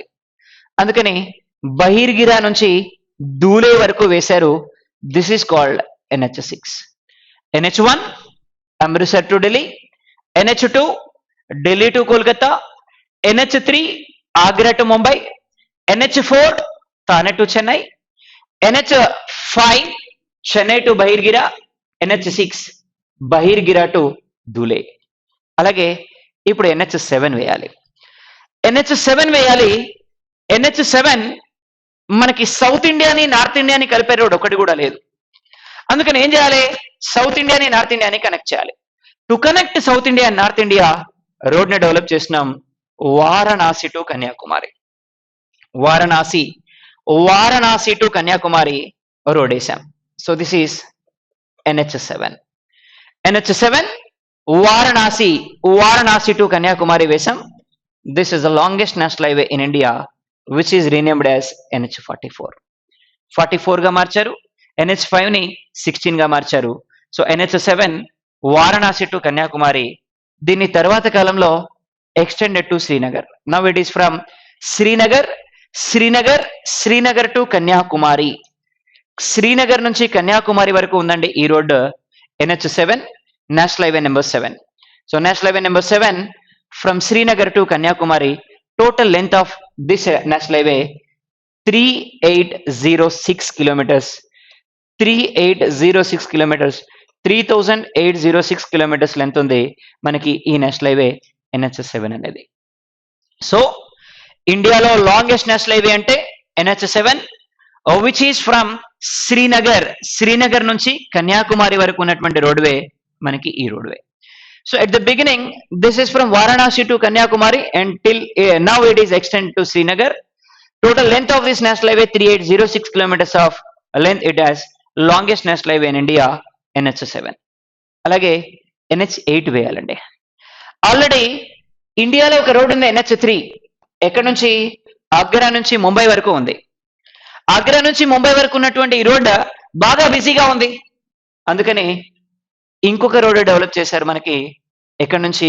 ఢిల్లీ నుంచి ముంబై వరకు, Delhi to Mumbai which is called NH8. మళ్ళీ ఎందుకు చేశారు సార్ అంటే, ఇండియాలో ఇండస్ట్రియల్ డెవలప్మెంట్ కోసం ఇండస్ట్రియల్ కారిడార్ సిస్టమ్ ఒకటి స్టార్ట్ అయింది. ఏంటి ఇండస్ట్రియల్ కారిడార్ సిస్టమ్ అంటే, ఇండస్ట్రీస్ అన్ని కూడా ఏం చేయాలి? నేషనల్ హైవేస్ వెంట ఎస్టాబ్లిష్ చేయాలి. Along with the national highways we established industries. It is easy to make transportation from one state to another state. అందుకని ఇండస్ట్రియల్ కారిడార్ సిస్టమ్ ని స్టార్ట్ చేశారు. సో పార్ట్ ఆఫ్ దట్ ఈ NH8 ని industrial corridor గా announce చేశారు. మరి దేశంలో first time industrial corridor గా అనౌన్స్ చేశారు దీన్ని మనకి. పోతే NH9 వేయాలండి. ఆంధ్రప్రదేశ్ లో ఇప్పటి వరకు పర్టికులర్ గా చెప్పుకున్నటువంటి రోడ్వే ఒకటి కూడా లేదు. అందుకని మచిలీపట్నం నుంచి పూణేకి ఒక రోడ్ వేశారు. మచిలీపట్నం నుంచి Pune, this is called NH9. So NH1 Amritsar to Delhi, NH2 Delhi to Kolkata, NH3 Delhi నుంచి ఆగ్రా నుంచి ముంబై వరకు, NH4 థానే నుంచి చెన్నై వరకు, NH6 చెన్నై నుంచి బహిర్గిరా వరకు, NH7 Varanasi to Kanyakumari, it is extended to Srinagar.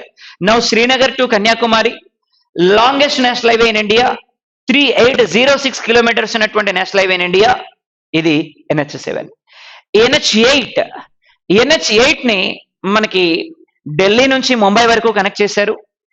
NH9 Machilipatnam నుంచి పూణే వరకు కనెక్ట్ చేశారు. Now NH10 Delhi to Fazilka, Delhi నుంచి ఫజల్కా వరకు డెవలప్ చేశారు. ఢిల్లీ టు ఫజల్కా వరకు డెవలప్ చేశారు. This is called NH10 Delhi to Fazilka. NH10 అంటున్నాం. NH10 Delhi to Fazilka. So 10 national highways ఇవి చాలండి మనకి. సో ఇవి మనకి నేషనల్ హైవేస్ ఇన్ ఇండియా. మరి national highways which is developed by national highway authority of India. National highway authority of India ఎప్పుడు establish అయింది? 1988. Privatise అయింది ఎప్పటి నుంచి? 1995 నుంచి ప్రైవేటైజ్ అయింది. నేషనల్ హైవేస్ ని డెవలప్ చేస్తున్నారు. Part of the national highways NH1 Amritsar to Delhi, NH2 Delhi to Kolkata, 3 Agra నుంచి ముంబై వరకు, 4 థానే నుంచి చెన్నై వరకు, 5 చెన్నై టు బహిర్గిరా, 6 బహిర్గిరా నుంచి Dhule, 7 Srinagar to Kanyakumari, 8 Delhi to Mumbai, 9 Machilipatnam to Pune, 10 Delhi to Fazilka. ఇవి నేషనల్ హైవేస్. మరి లాంగెస్ట్ నేషనల్ హైవే ఏమన్నాం? Longest national highway NH7 national highway number 7 అన్నా. ఎన్ని కిలోమీటర్స్ ఉంది? 3806 కిలోమీటర్స్ ఉంది. ఎలా పేరు మార్చాం? Renamed as NH44. Then it is passing from how many states? It is passing from 8 states. 8 states నుండి పాస్ అవుతుందండి. ఇది ఎక్కడెక్కడ నుంచి పాస్ అవుతుంది? హర్యానా, అంటే హర్యానా నుంచి పాస్ అవుతుంది. హర్యానా నుంచి యూపీకి, యూపీ నుంచి మధ్యప్రదేశ్కి, మధ్యప్రదేశ్ నుంచి మహారాష్ట్రకి, మహారాష్ట్ర నుంచి తెలంగాణకి, తెలంగాణ నుంచి ఆంధ్రప్రదేశ్కి, ఆంధ్రప్రదేశ్ నుంచి కర్ణాటకకి, అలాగే ఇక్కడ నుంచి తమిళనాడుకి. కర్ణాటక నుంచి ఆంధ్రప్రదేశ్, ఆంధ్రప్రదేశ్ నుంచి తమిళనాడుకి. సో ఇది national highway number 7. So Haryana, Uttar Pradesh, Madhya Pradesh, Maharashtra, Telangana, Andhra Pradesh, Karnataka, Tamil Nadu. మరి ఎక్కువ దూరం ఎక్కడి నుంచి పాస్ అవుతుందంటే తమిళనాడు 627 కిలోమీటర్స్ పాస్ అవుతుంది ఈ నేషనల్ హైవే. మరి లీస్ట్ డిస్టెన్స్ ఎక్కడ పాస్ అవుతుందంటే కర్ణాటక 125 కిలోమీటర్స్ పాస్ అవుతుంది కర్ణాటకలో ఈ ఈ ఈ నేషనల్ హైవే. అలాగే NH8 ఢిల్లీ నుంచి ముంబైకి అనౌన్స్ చేశారు. దీన్నే మనం ఏమన్నామంటే ఇండస్ట్రియల్ క్యారిడర్ అన్నాం. ఇండస్ట్రియల్ క్యారిడర్ అంటే మనకి నేషనల్ హైవేస్ వెంట ఇండస్ట్రీస్ని స్టార్ట్ చేసి అక్కడ నుంచి ప్రొడ్యూస్ చేసిన వాటిని మనం ఎక్స్పోర్ట్ చేయాలి. అలాగే ఈస్టర్న్ కోస్ట్లో లాంగెస్ట్ నేషనల్ హైవే. మనకి క్వశ్చన్స్ ఎలా అడుగుతున్నారు ఎగ్జామినేషన్స్లో అంటే ఇలా అడుగుతున్నారు ఎగ్జామినేషన్లో క్వశ్చన్స్.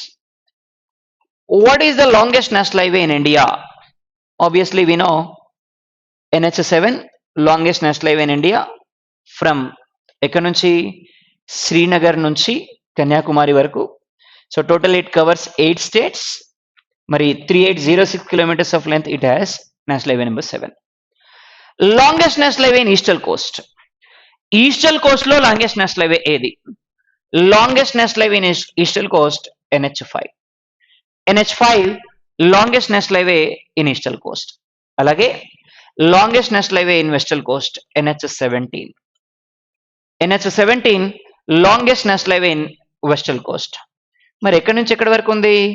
మహారాష్ట్ర నుంచి కేరళ వరకు, పాన్వేల్ నుంచి ఇడలూరు వరకు ఉంది. Panvel to Idaluru. So this is called NH17.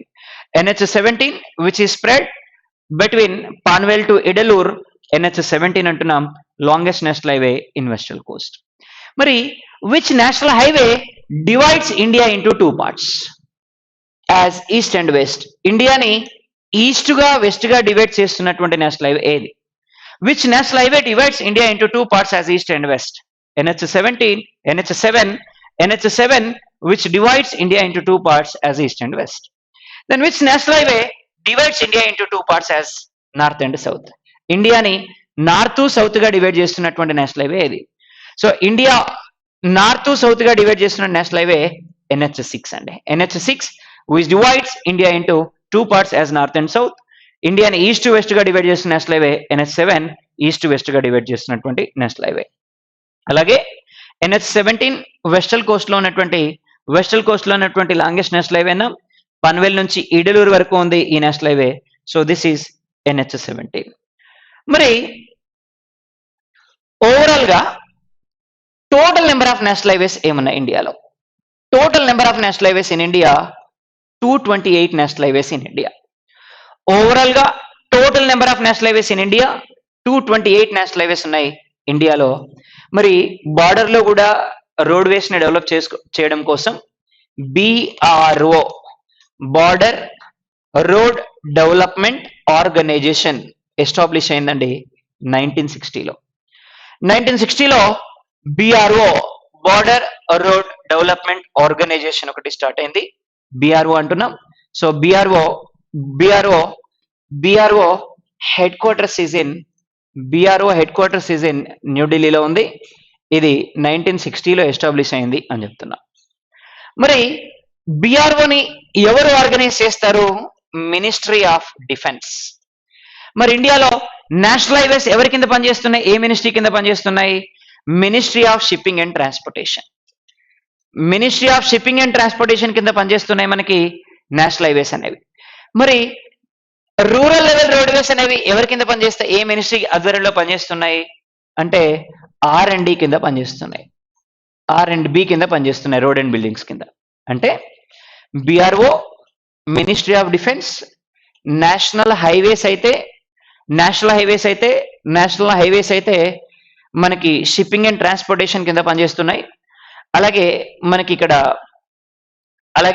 ఇక్కడ మనకి రూరల్ రోడ్వేస్ అయితే R&B కింద పనిచేస్తున్నాయి, రోడ్ అండ్ బిల్డింగ్స్ కింద పనిచేస్తున్నాయి. మరి BRO మొత్తం 18 ప్రాజెక్ట్స్ ని ఆపరేట్ చేస్తుంది. టోటల్ ఇట్ ఆపరేట్స్ 18 ప్రాజెక్ట్స్ ని ఆపరేట్ చేస్తుంది. సో బార్డర్ లో ఉండేటువంటి రోడ్స్ ని డెవలప్ చేయడం కోసం. అలాగే పార్ట్ ఆఫ్ దిస్ వన్ మరి ఇండియాలో ఇంకా NHDP అనేటువంటి organisation NHDP which developed NHDP national highway development project, national highway development programme or project అని చెప్తున్నాం NHDP. ఇది 2003లో మనకి క్వాడ్రిలాటరల్ రూట్ ని స్టార్ట్ చేయడం జరిగింది. క్వాడ్రిలాటరల్ రూట్ అంటున్నాం. క్వాడ్రిలాటరల్ రూట్ అనేది by connecting 4 metropolitan cities in India they are going to be develop. మరి ఇది 2012 నాటికి కంప్లీట్ అయిపోయింది. 2003లో స్టార్ట్ చేస్తే క్వాడ్రిలాటరల్ రూట్ అంటున్నాం. By connecting 4 metropolitan cities in India NHDP plant quadrilateral route. NHDP plant quadrilateral route by connecting 4 metropolitan cities in India. దీన్నే మనం golden square root అని చెప్తున్నాం. మరి దేన్ని కనెక్ట్ చేస్తున్నారు? In northern region Delhi, western region Mumbai, southern region Chennai, eastern region Kolkata. So ఇది quadrilateral route. So quadrilateral route which was started in 2003, which was completed in 2012. ఎప్పుడు start అయింది? 2012 లో స్టార్ట్ అయింది, కంప్లీటెడ్ ఇన్ 2012. ఇవి ఓవరాల్ గా మనకి రోడ్వేస్ అండి. So very very very important. Roadways started in India in the period of Indus valley civilisation people. Before Christ 2018 roadways started in India. మరి ఇవాళ టోటల్ నేషనల్ హైవేస్ ఇండియాలో 228 ఉన్నాయి. ఇండియాలో రోడ్వేస్ ని డెవలప్ చేసేటువంటి బాధ్యత ఎవరిది అంటే national highway authority of India. National highway authority of India which was established in 1988. మరి బిఫోర్ ఇండిపెండెన్స్ ఇండియాలో నేషనల్ హైవేస్ ని డెవలప్ చేయడానికి అపాయింట్ చేసినటువంటి కమిటీ అంటే జైకర్ అనేటువంటి కమిటీ అపాయింట్ చేశారు. So quadrilateral route which connects 4 metropolitan cities in India. Eastern direction Kolkata, western direction Mumbai, northern direction Delhi, southern direction Chennai. So by connecting these 4 metropolitan cities, golden square route or quadrilateral route started by NHDP. So NHDP which was started in 2003 but it was completed in 2012 in first phase. Then total length of quadrilateral route 5846 kilometers total length of this route. So 5846 kilometers of length quadrilateral route. Out of 5846, in this one, out of these 4 wings, Chennai to Kolkata wing is the longest wing. Longest wing, a part of quadrilateral route. Ante Chennai to Kolkata is the longest quadrilateral route. Then this quadrilateral route, highest passing from a particular state, that is Uttar Pradesh state. Ante overall గా pass అయ్యే states అన్నింటిలోకి ఎక్కువ దూరం pass అవుతున్న state ఏది అంటే Uttar Pradesh. But longest route అంటే మాత్రం Chennai to Kolkata. అలాగే NH6, NH7 ఈ రెండు నాగ్పూర్ దగ్గర మహారాష్ట్రలో మెర్జ్ అయిపోతున్నాయండి. సో ఇక్కడ నుంచి NH7 అనుకున్నాం ఫ్రమ్ శ్రీనగర్ నుండి కన్యాకుమారి, శ్రీనగర్ టు కన్యాకుమారి. అలాగే NH6 ఇక్కడ బహిర్గిరా నుండి దూలే ఉంది. ఈ రెండు మెర్జ్ అయ్యేటువంటి ప్లేస్ ఏది అంటే నాగ్పూర్. నాగ్పూర్ అనేటువంటి ప్లేస్ లో ఈ రెండు మెర్జ్ అయిపోతున్నాయి, NH6 and NH7. So NH7 longest national highway in India, NH6 second longest national highway in India. So there are 2 longest national highways which are going to merge in this region. మన నాగ్పూర్ అనేటువంటి place లో కలిసిపోతున్నాయి ఈ రెండు. అలాగే Rangarajan committee which is appointed to develop roadways in north east states. ఈశాన్య రాష్ట్రాల్లో roadways ని develop చేయడానికి అపాయింట్ చేసిన కమిటీ అంటే మనకి రంగరాజన్ కమిటీ. సో ఇవాళ నార్త్ ఈస్ట్ స్టేట్స్ అనేవి బాగా బ్యాక్వర్డ్ ఉన్నాయి.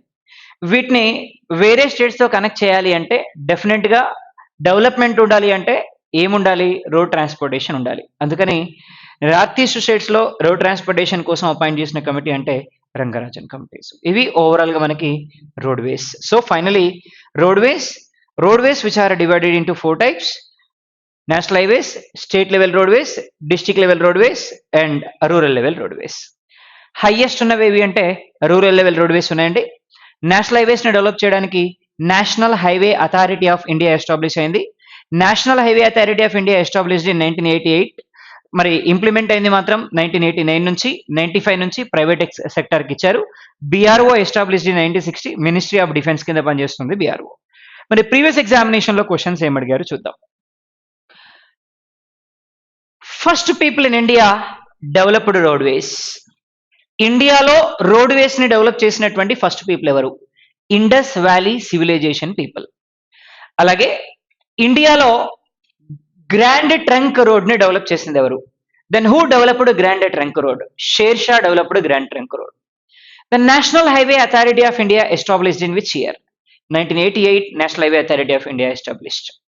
దెన్ నేషనల్ హైవే నెంబర్ 1 ఎక్కడి నుంచి ఎక్కడి వరకు ఉంది? So national highway number 1 Amritsar నుంచి ఢిల్లీ వరకు ఉంది. NH2 from Delhi to Kolkata. NH3 from Agra to Mumbai.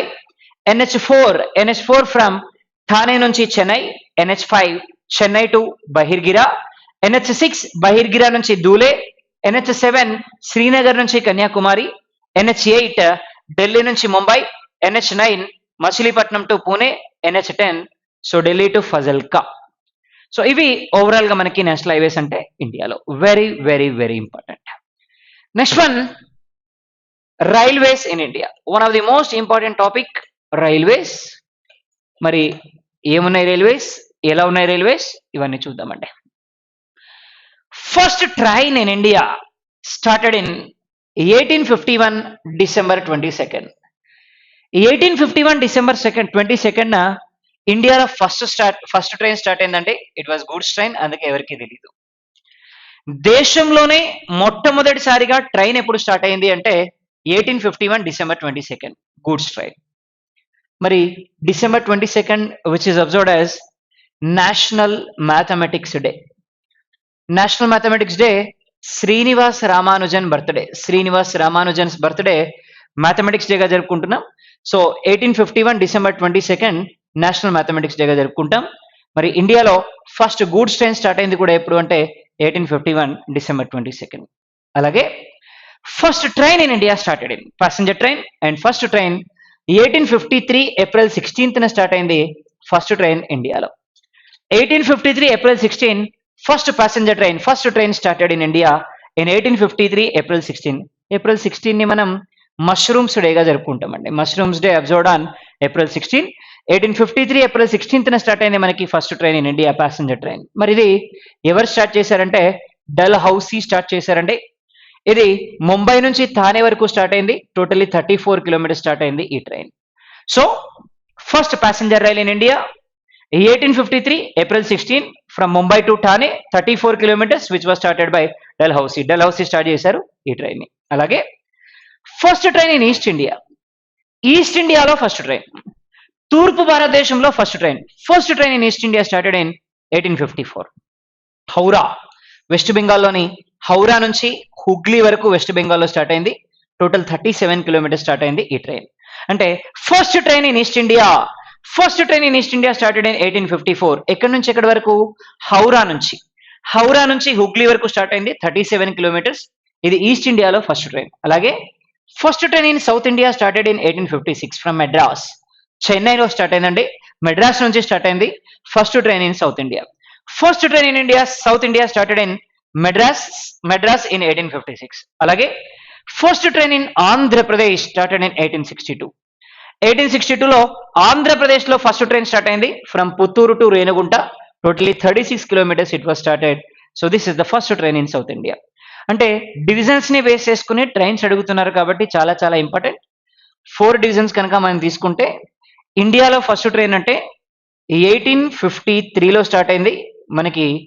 ఎక్కడి నుంచి ఎక్కడి వరకు అంటే మన బొంబాయి నుంచి థానే వరకు స్టార్ట్ అయింది. Bombay to Thane 34 kilometers start అయింది. అలాగే ఈస్ట్ ఇండియాలో అయితే హౌరా నుంచి హుగ్లీ వరకు స్టార్ట్ అయింది. 1854లో స్టార్ట్ అయిందండి, 54లో స్టార్ట్ అయింది. అలాగే సౌత్ ఇండియాలో అయితే 1856లో స్టార్ట్ అయింది. 1856లో మెడ్రాస్లో స్టార్ట్ అయింది ఫస్ట్ ట్రైన్. అలాగే first train in India, first train in India developed by Indian origin. అంటే మన సొంత టెక్నాలజీ తోటి డెవలప్ చేసుకున్నటువంటి ఫస్ట్ ట్రైన్ ఏది అంటే వందే భారత్ ఎక్స్ప్రెస్. వందే భారత్ ఎక్స్ప్రెస్ అంటున్నాం, వందే భారత్ ఎక్స్ప్రెస్ అంటున్నాం. ఇది మన సొంత టెక్నాలజీ తోటి స్టార్ట్ చేసినటువంటి ట్రైన్. అలాగే ఫాస్టెస్ట్ ట్రైన్ ఇన్ ఇండియా కూడా వందే భారత్ ఎక్స్ప్రెస్. దీన్నే మనం ట్రైన్ 18 అంటున్నామండి. సో వందే భారత్ ఎక్స్ప్రెస్ అంటున్నాం. Vande Bharat express 180 kilometre per hour నడుస్తున్నది మనకి ఈ రైలు. మరి this is the fastest train in India, Vande Bharat express. ఇది లోకోమోటివ్ లెస్ ట్రైన్ అంటున్నాం మనం. లోకోమోటివ్ లెస్ ట్రైన్ అంటే ఇంజన్ సపరేట్ గా ఉండదు. ఈరోజు ట్రైన్ అన్నిటికీ కూడా ఇంజన్ సపరేట్ గా ఉంటుంది, కానీ ఈ ట్రైన్ కి మాత్రం ఇంజన్ సపరేట్ గా ఉండదు.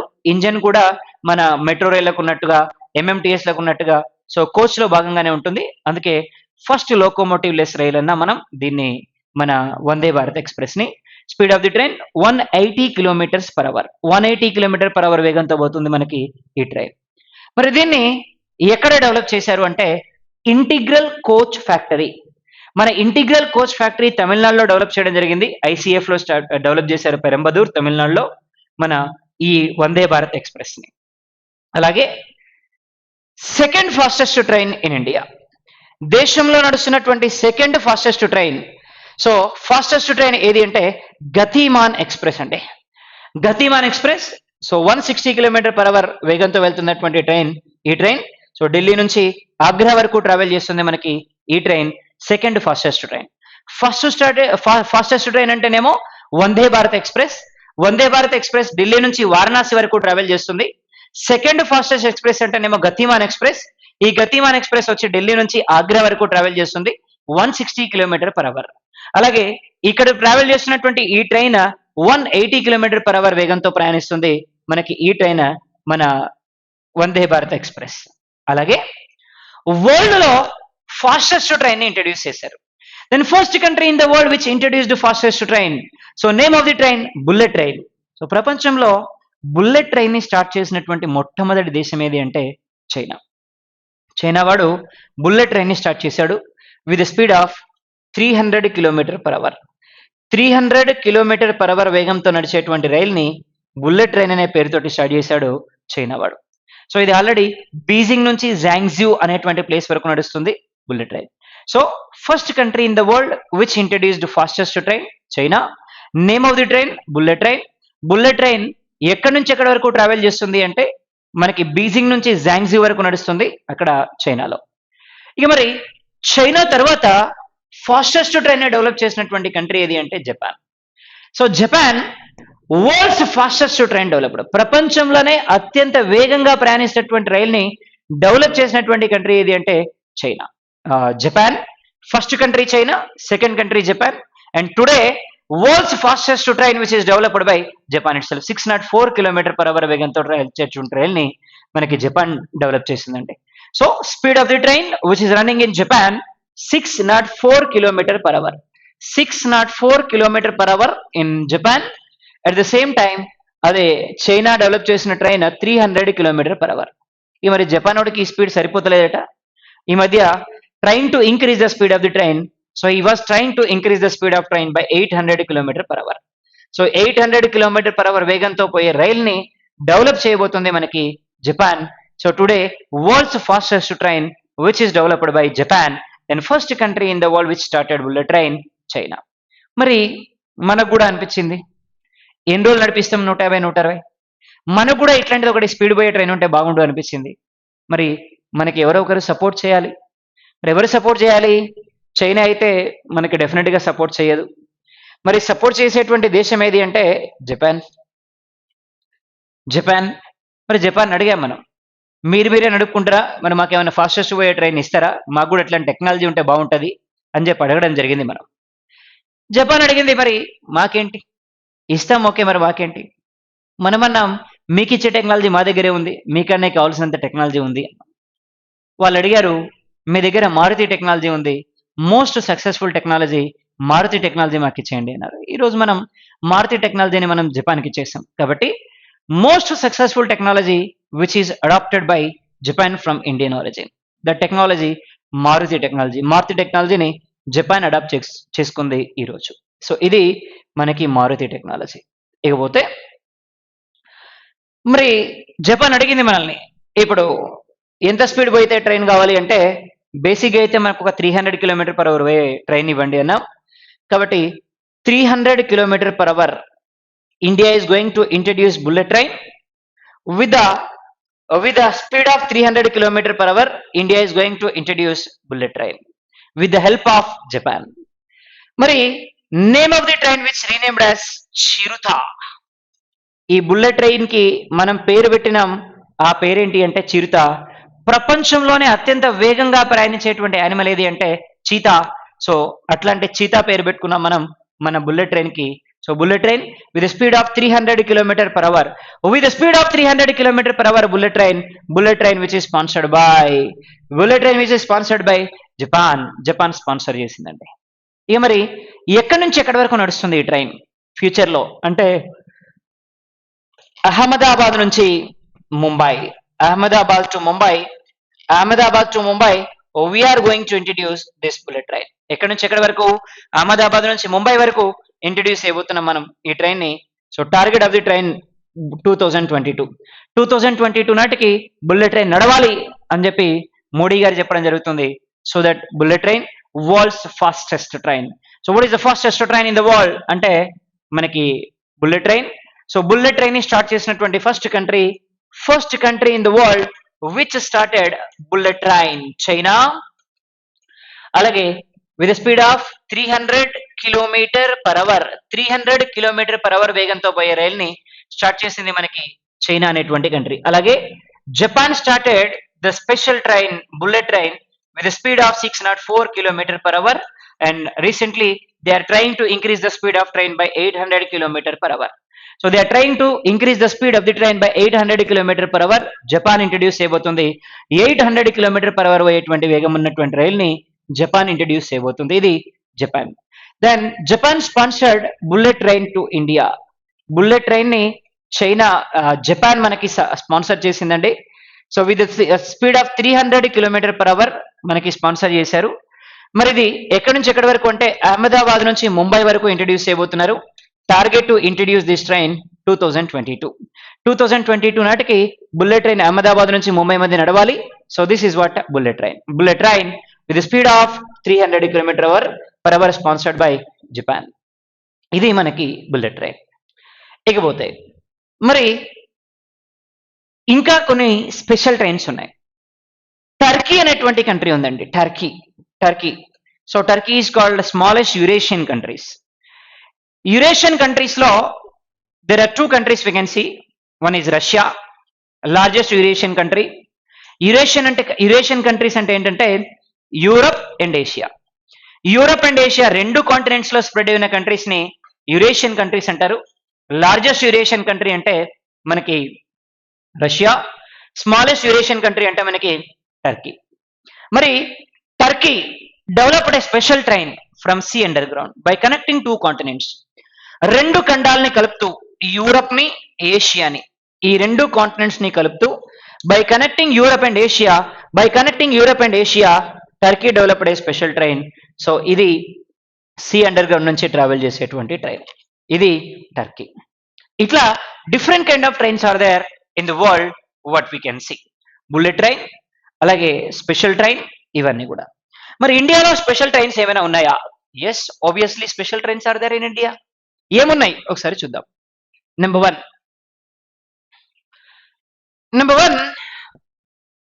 in India we have different kind of special trains to develop tourism in Rajasthan state. Rajasthan రాష్ట్రంలో టూరిజాన్ని డెవలప్ చేయడం కోసం స్టార్ట్ చేసినటువంటి ట్రైన్ ఏంటి అంటే ప్యాలెస్ ఆన్ వీల్స్ అనేటువంటి ట్రైన్. సో దీన్ని మనం మహారాజా ట్రైన్ అని కూడా పిలుస్తాం. మహారాజా ట్రైన్ అని కూడా పిలుస్తున్నాం మనం. Palace on wheels to develop tourism in Rajasthan state. So this is the train which we are started to develop tourism in Rajasthan. Name of the train Palace on Wheels. అలాగే to develop tourism in ఇండియాలో టూరిజాన్ని develop చేయడానికి start చేసినటువంటి train అంటే భారత్ తీర్థ అనేటువంటి train. Bharat తీర్థ అనే train develop చేశారు to develop tourism in ఇండియాలో టూరిజాన్ని develop చేయడానికి స్టార్ట్ చేసిన ట్రైన్ భారత్ తీర్థ. అలాగే రాజస్థాన్ లో టూరిజాన్ని డెవలప్ చేయడానికి స్టార్ట్ చేసినటువంటి train palace on wheels to develop tourism in Rajasthan, to develop tourism in India Bharat తీర్థ అనేటువంటి ట్రైన్ డెవలప్ చేశారు. అలాగే some more trains are there in India. So in India to develop hospitality and medical facility, hospitality and medical facility, Dhanvantari express started. Dhanvantari express started. మరి Dhanvantari express అనేది ఇండియాలో ఏవైతే hospitality లేనటువంటి villages ఉన్నాయో, rail transportation facility ఉండి hospitality లేనటువంటి villages ఏవైతే ఉన్నాయో అక్కడికి ట్రైన్ వెళ్తుంది. అక్కడ ఉన్నటువంటి పూర్ పీపుల్ అందరికీ కూడా హాస్పిటాలిటీని ప్రొవైడ్ చేస్తున్నారు. అట్లాంటి train to develop hospitality and medical facility we started Dhanvantari express. అలాగే on the occasion of international women's day, so March 8th which is observed as International Women's Day, మరి till 2011 March 8 International Women's Day completed its 100 years. March 8 2011 March 8 నాటికి మనకి international women's day అనేది 100 years complete అయిపోయిందండి. ఆ సందర్భంగానే only for women's, కేవలం మహిళల కోసం, only for women's one special train started, Matrubhumi express. Matrubhumi express, this train only for women's. Matrubhumi express only for women's it was started, Matrubhumi express. మరి సార్, మరి నడిపే వాళ్ళు కూడా లేడీసే ఉంటారు అంటే డెఫినెట్ గా నడిపే వాళ్ళు కూడా లేడీసే ఉంటారు. మరి ఇండియాలో first women loco pilot in India, Surekha Yadav. First women loco pilot in India. She was belongs to Uttar Pradesh state. She was first woman loco pilot in India and first woman loco pilot in SCR, South Central Railway. మన south central రైల్వేలో first women loco pilot అంటే Satyavathi. She was the first women loco pilot in south central railway. అలాగే first women loco pilot for Hyderabad metro rail కి first women loco pilot అంటే Supriya first women loco pilot for Hyderabad metro rail. అలాగే first women loco pilot for south central railway Satyavathi. First women loco pilot in India Surekha Yadav, she belongs to Uttar Pradesh state. మరి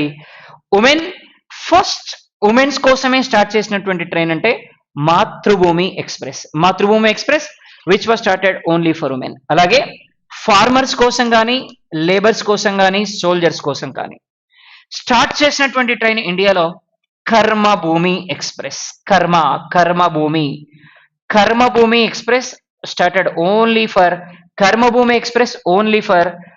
for these people, farmers, laborers and soldiers.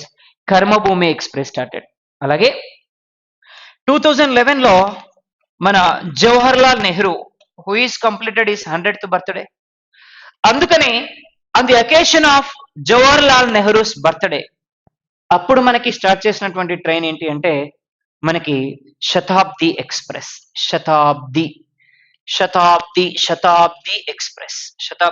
ని start చేశాం. మరి in place of Shatabdi express today we introduced Vande Bharat express అనేది దేని place లో వచ్చింది అంటే శతాబ్ది express place లోనే వచ్చింది. In place of Shatabdi express we introduced Vande Bharat express, India's fastest train. Vande Bharat express train 18 అంటున్నాం. 180 km/h వేగంతో వెళ్తుంది మనకి ఈ ట్రైన్ అంటే. ఇది మనకి శతాబ్ది ఎక్స్ప్రెస్ ప్లేస్ లో వచ్చినటువంటి వందే భారత్ ఎక్స్ప్రెస్. అలాగే on the occasion of 150th birthday of Swami Vivekananda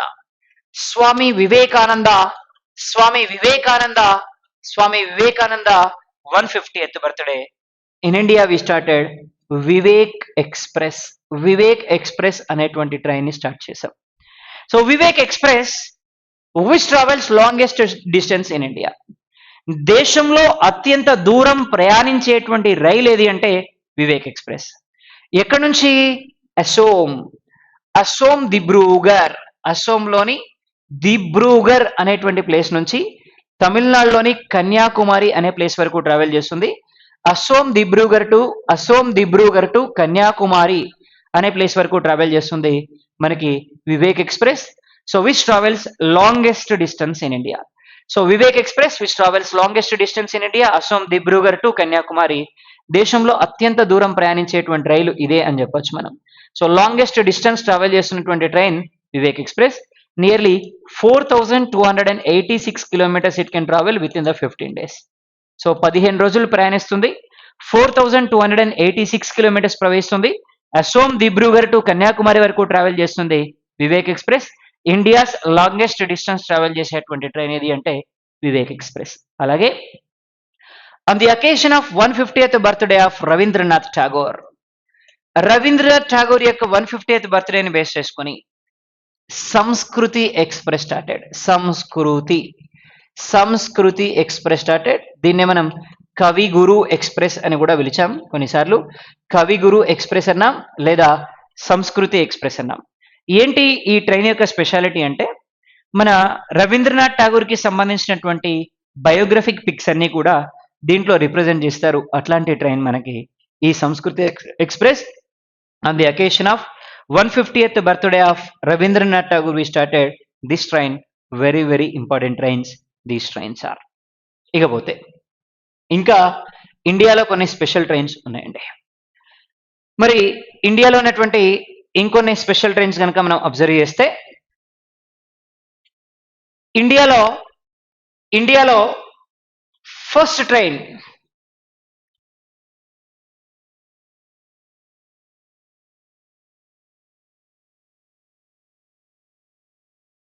ఇండియాలో first metro rail we are started in first metro rail in India. First metro rail in India we started in Kolkata. దేశంలో మొట్టమొదటి metro రైల్ని కోల్కతాలో start చేశాం 1985లో. First metro rail in India started in Kolkata in 1985. అలాగే first underground metro rail in India, దేశంలో మొట్టమొదటి metro rail underground metro rail, first underground metro rail we are started in Kolkata. అంటే first metro rail కానీ first underground metro rail కానీ ఈ రెండు ఎక్కడ start అయినాయి అంటే కోల్కతాలోనే స్టార్ట్ అయినాయి. First metro rail, first underground metro rail, these two are started from Kolkata.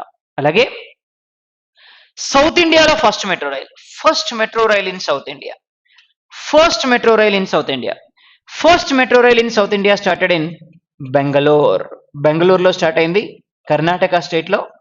Name of the metro rail Namma metro అంటే మన మెట్రో అని. నమ్మా మెట్రో మన మెట్రో స్టార్ట్ అయింది. సౌత్ ఇండియాలో ఫస్ట్ మెట్రో రైల్ అన్నాం, ఇది కర్ణాటకలో స్టార్ట్ అయింది, కర్ణాటక బెంగళూరులో స్టార్ట్ అయింది, నమ్మా మెట్రో అంటున్నాం.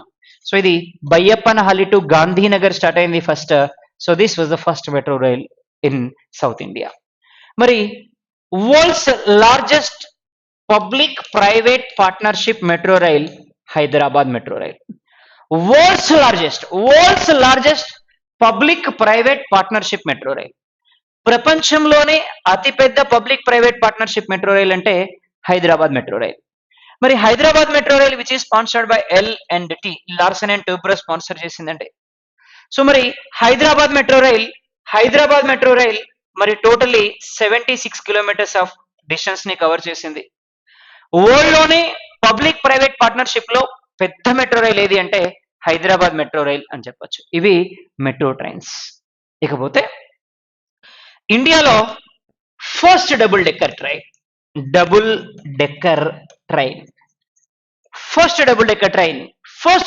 Train which was started from Howrah to Dhanbad. Howrah నుంచి ధన్బాద్ అనేటువంటి ప్లేస్ వరకు స్టార్ట్ చేశారు. హౌరా అంటే వెస్ట్ బెంగాల్, ధన్బాద్ అంటే జార్ఖండ్. సో వెస్ట్ బెంగాల్ నుంచి జార్ఖండ్ వరకు డెవలప్ చేశారు ఫస్ట్ డబుల్ డెక్కర్ ట్రైన్ ని. So this was the first double decker train. And second double decker train from Bengaluru to Chennai. Second double decker train which travelled between Bengaluru to Chennai. Bengaluru నుంచి చెన్నై వరకు second double decker train ని announce చేశారు. ఇకపోతే Howrah to Dhanbad first double decker, second double decker Bengaluru to Chennai second double decker train ని develop చేయడం జరిగింది. ఇకపోతే next one, మరి in 2013 budget 2 double decker trains announced for Andhra Pradesh. ఆంధ్రప్రదేశ్కి 2 double decker trains announced in 2013. One is ఆంధ్రప్రదేశ్లో మన కాచిగూడ నుంచి గుంటూరు వరకు, అలాగే నెంబర్ 2 కాచిగూడ టు తిరుపతి.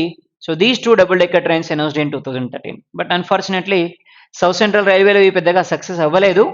ఇప్పుడు ఇవి మన విశాఖపట్నం నుంచి తిరుపతి, విశాఖపట్నం నుంచి విజయవాడ మధ్య రన్ చేస్తున్నారు ఈ డబుల్ డెక్కర్ ట్రైన్స్ ని. సో ఇవి డబుల్ డెక్కర్ ట్రైన్స్ ఓవరాల్ గా మనకి ఇండియాలో. ఇవి ఓవరాల్ గా మనకి స్పెషల్ ట్రైన్స్ ఇండియాలో ఉన్నటువంటి ట్రైన్స్. ఇకపోతే రైల్వే జోన్స్ ఇన్ ఇండియా. మరి ఇండియాలో ఎన్ని రైల్వే జోన్స్ ఉన్నాయండి? So total railway zones in India divided into how many types? Total number of railway zones in India 18 railway Jones అని చెప్పచ్చు. So previously it was 17 railway zones. A new railway zone introduced in Visakhapatnam, including that 18 railway zones are there in India. So railway zones మొత్తం మీద 18 ఉన్నాయి మనకి railway Jones. ఏమేమి ఉన్నాయి చూద్దాం. So total number of railway zones in India 18 railway zones. East direction Eastern Railway, Eastern Railway, West direction Western Railway, North direction Northern Railway, south direction southern railway. మరి సౌత్కి సెంటర్లో ఉన్న రైల్వే సౌత్ సెంట్రల్ రైల్వే, నార్త్కి సెంటర్లో ఉన్న railway north central railway, ఈస్ట్కి సెంటర్లో ఉన్న railway east central railway, వెస్ట్కి సెంటర్లో ఉన్న railway west central railway, అన్నిటికీ సెంటర్లో ఉన్న రైల్వే సెంట్రల్ రైల్వే. అలాగే this is north west direction north west railway, this is north east direction north east railway, this is southwest direction southeast southwest railway, this is southeast direction southeast railway, and here northeast frontier railway, ఈశాన్య సరిహద్దు railway అంటాం, north east frontier railway, north east frontier railway ఉంది. అలాగే south coast central railway, south coast central railway అంటున్నాం, south కోస్ట్కి సెంటర్లో ఉన్నటువంటి railway. అలాగే south east central railway అంటున్నాం, సౌత్ ఈస్ట్ సెంట్రల్ రైల్వే అంటున్నాం. సో ఇవి ఓవరాల్గా మనకి 18 రైల్వే జోన్స్ అండి. ఏమేమి ఉన్నాయంటే eastern railway, western railway, northern railway, southern railway, south central railway, north central railway, east central railway, west central railway, central railway, north west railway, north east railway, south west railway, south east railway, north east frontier railway, అలాగే south coast central railway, అలాగే south east central railway. So these are the railway zones in India. Total number of railway zones in India 18 railway zones are there in India. మరి eastern railway, మరి east లో ఉన్నటువంటి major city, what is the major city located in eastern direction? మరి east లో ఉన్నటువంటి major city, east లో ఉన్న major city Kolkata, అందుకే eastern railway headquarters is in Kolkata. తూర్పు రైల్వే ప్రధాన కేంద్రం Kolkata, eastern railway head quarters Kolkata. Western railway, west లో ఉన్న major city Mumbai, so western railway headquarters is in Mumbai. అలాగే నార్థన్ రైల్వే, నార్త్ లో ఉన్న మేజర్ సిటీ ఢిల్లీ, అందుకే northern railway headquarters is in Delhi. South లో ఉన్న మేజర్ సిటీ చెన్నై, అందుకే southern railway headquarters is in Chennai, southern railway Chennai. Eastern railway Kolkata, western railway Mumbai, northern railway Delhi, southern railway Chennai. అలాగే south central railway, south central railway అంటే మన Secunderabad, Secunderabad south central railway. మరి south central లో బాధ వచ్చింది అంటే నార్త్ సెంట్రల్ లో కూడా బాధే రావాలి. నార్త్ సెంట్రల్ లో ఉన్న బాధ అలహాబాద్, అంటే నార్త్ సెంట్రల్ బాధే, సౌత్ సెంట్రల్ బాధే. Allahabad north central railway, south central railway Secunderabad. అలాగే east coast railway, east coast railway అంటున్నాం, ఈస్ట్ కోస్ట్ రైల్వే. మరి ఈస్ట్ కోస్ట్ రైల్వే ఏది అంటే హాజీపూర్, హాజీపూర్, హాజీపూర్. అలాగే వెస్ట్ సెంట్రల్ రైల్వే, సెంట్రల్ లో ఉన్నటువంటి వెస్ట్ కి సెంట్రల్ లో ఉన్నటువంటి railway Jabalpur, Jabalpur, Jabalpur west central railway in Madhya Pradesh. అంటే సెంటర్ లో 2 పూర్లు 2 బాధలు. So eastern railway Kolkata, western railway Mumbai, northern railway Delhi, southern railway Chennai, south central railway Secunderabad, north central railway Allahabad, east central railway Hajipur, west central railway Jabalpur. పోతే central railway, central railway, central railway Mumbai, Mumbai central railway. North west railway, north west direction లో ఉన్నటువంటి major city which is located in north west direction. North west direction లో ఉన్న major city pink city of India Jaipur, అందుకే north west railway headquarters is in Jaipur. అలాగే north east direction, north east direction లో ఉన్న major city Gorakhpur, అందుకే Gorakhpur, Jaipur Gorakhpur. North west Jaipur, north east Gorakhpur. Jaipur and Gorakhpur ఇవి north west and north east direction లో ఉన్నటువంటి railways. పోతే south west direction, south west direction అంటే మనకి బెంగళూరు వస్తుంది. వాళ్ళు ఏమని పెట్టుకున్నారు, హుబ్లీ రైల్వే స్టేషన్ అని పెట్టుకున్నారు. అందుకని south west railway zone Hubli railway zone. South west Hubli railway zone. అలాగే సౌత్ ఈస్ట్ రైల్వే జోన్ మళ్ళీ Kolkata south east railway zone. South east railway zone Kolkata railway zone. అలాగే నార్త్ ఈస్ట్ ఫ్రంటియర్ రైల్వే, ఈశాన్య సరిహద్దు రైల్వే. నార్త్ ఈస్ట్ స్టేట్స్ లో ఈశాన్య రాష్ట్రాల్లో first passenger rail in north east states which was started from Assam, Guwahati నుంచి start అయిందండి. అలాగే second passenger train which was started in Arunachal Pradesh. First passenger rail అయితే నార్త్ ఈస్ట్ స్టేట్స్ లో మనకి అసోమ్ నుంచి స్టార్ట్ అయింది. Second passenger rail which was started from Guwahati. మరి north east front railway ఎక్కడ? Guwahati. So Guwahati north east frontier railway का first headquarters. So north east frontier railway headquarters is in Guwahati. North east frontier railway headquarters is in Guwahati north east frontier railway. అలాగే ఇక్కడ south coast central railway Visakhapatnam south coast central railway is in Visakhapatnam. అలాగే ఈ south east central railway వచ్చి మనకి Chhattisgarh Bilaspur south east central railway వచ్చి. ఇది overall గా మనకి 17 రైల్వే జోన్స్ అండి. రాష్ట్ర railway zone Kolkata metro rail. So Kolkata metro rail ని కూడా రైల్వే జోన్ గా అనౌన్స్ చేశారు. దీంతో total number of railway zones ఇండియాలో ఏమున్నాయంటే 18 రైల్వే జోన్స్ ఉన్నాయి. Very very very important. Eastern railway Kolkata, western railway Mumbai, northern railway Delhi, southern railway Chennai. South central railway Secunderabad, north central railway Allahabad, east central railway Hajipur, west central railway Jabalpur. అలాగే central railway Mumbai, north west railway Jaipur, అలాగే north east railway Gorakhpur, అలాగే south west railway Hubli and south east railway Kolkata. North east frontier railway Guwahati. Next south coast central railway Visakhapatnam, south east central railway Bilaspur. 17th railway zone అంటే Kolkata metro rail.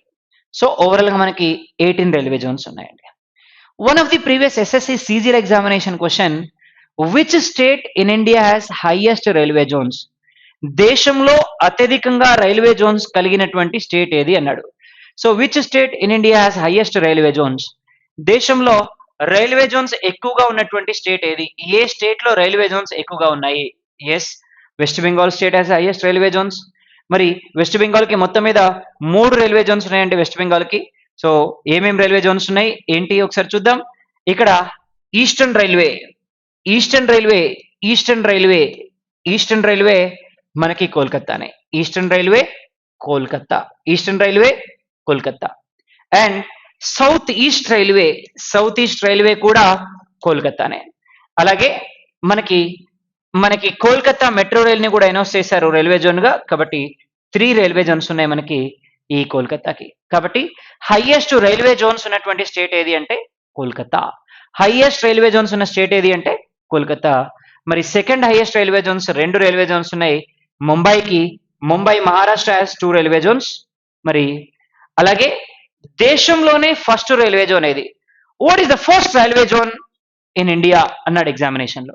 First railway zone in India Chennai become first railway zone in India. దేశంలోనే మొట్టమొదటి railway zone ఏది అంటే Chennai railway zone.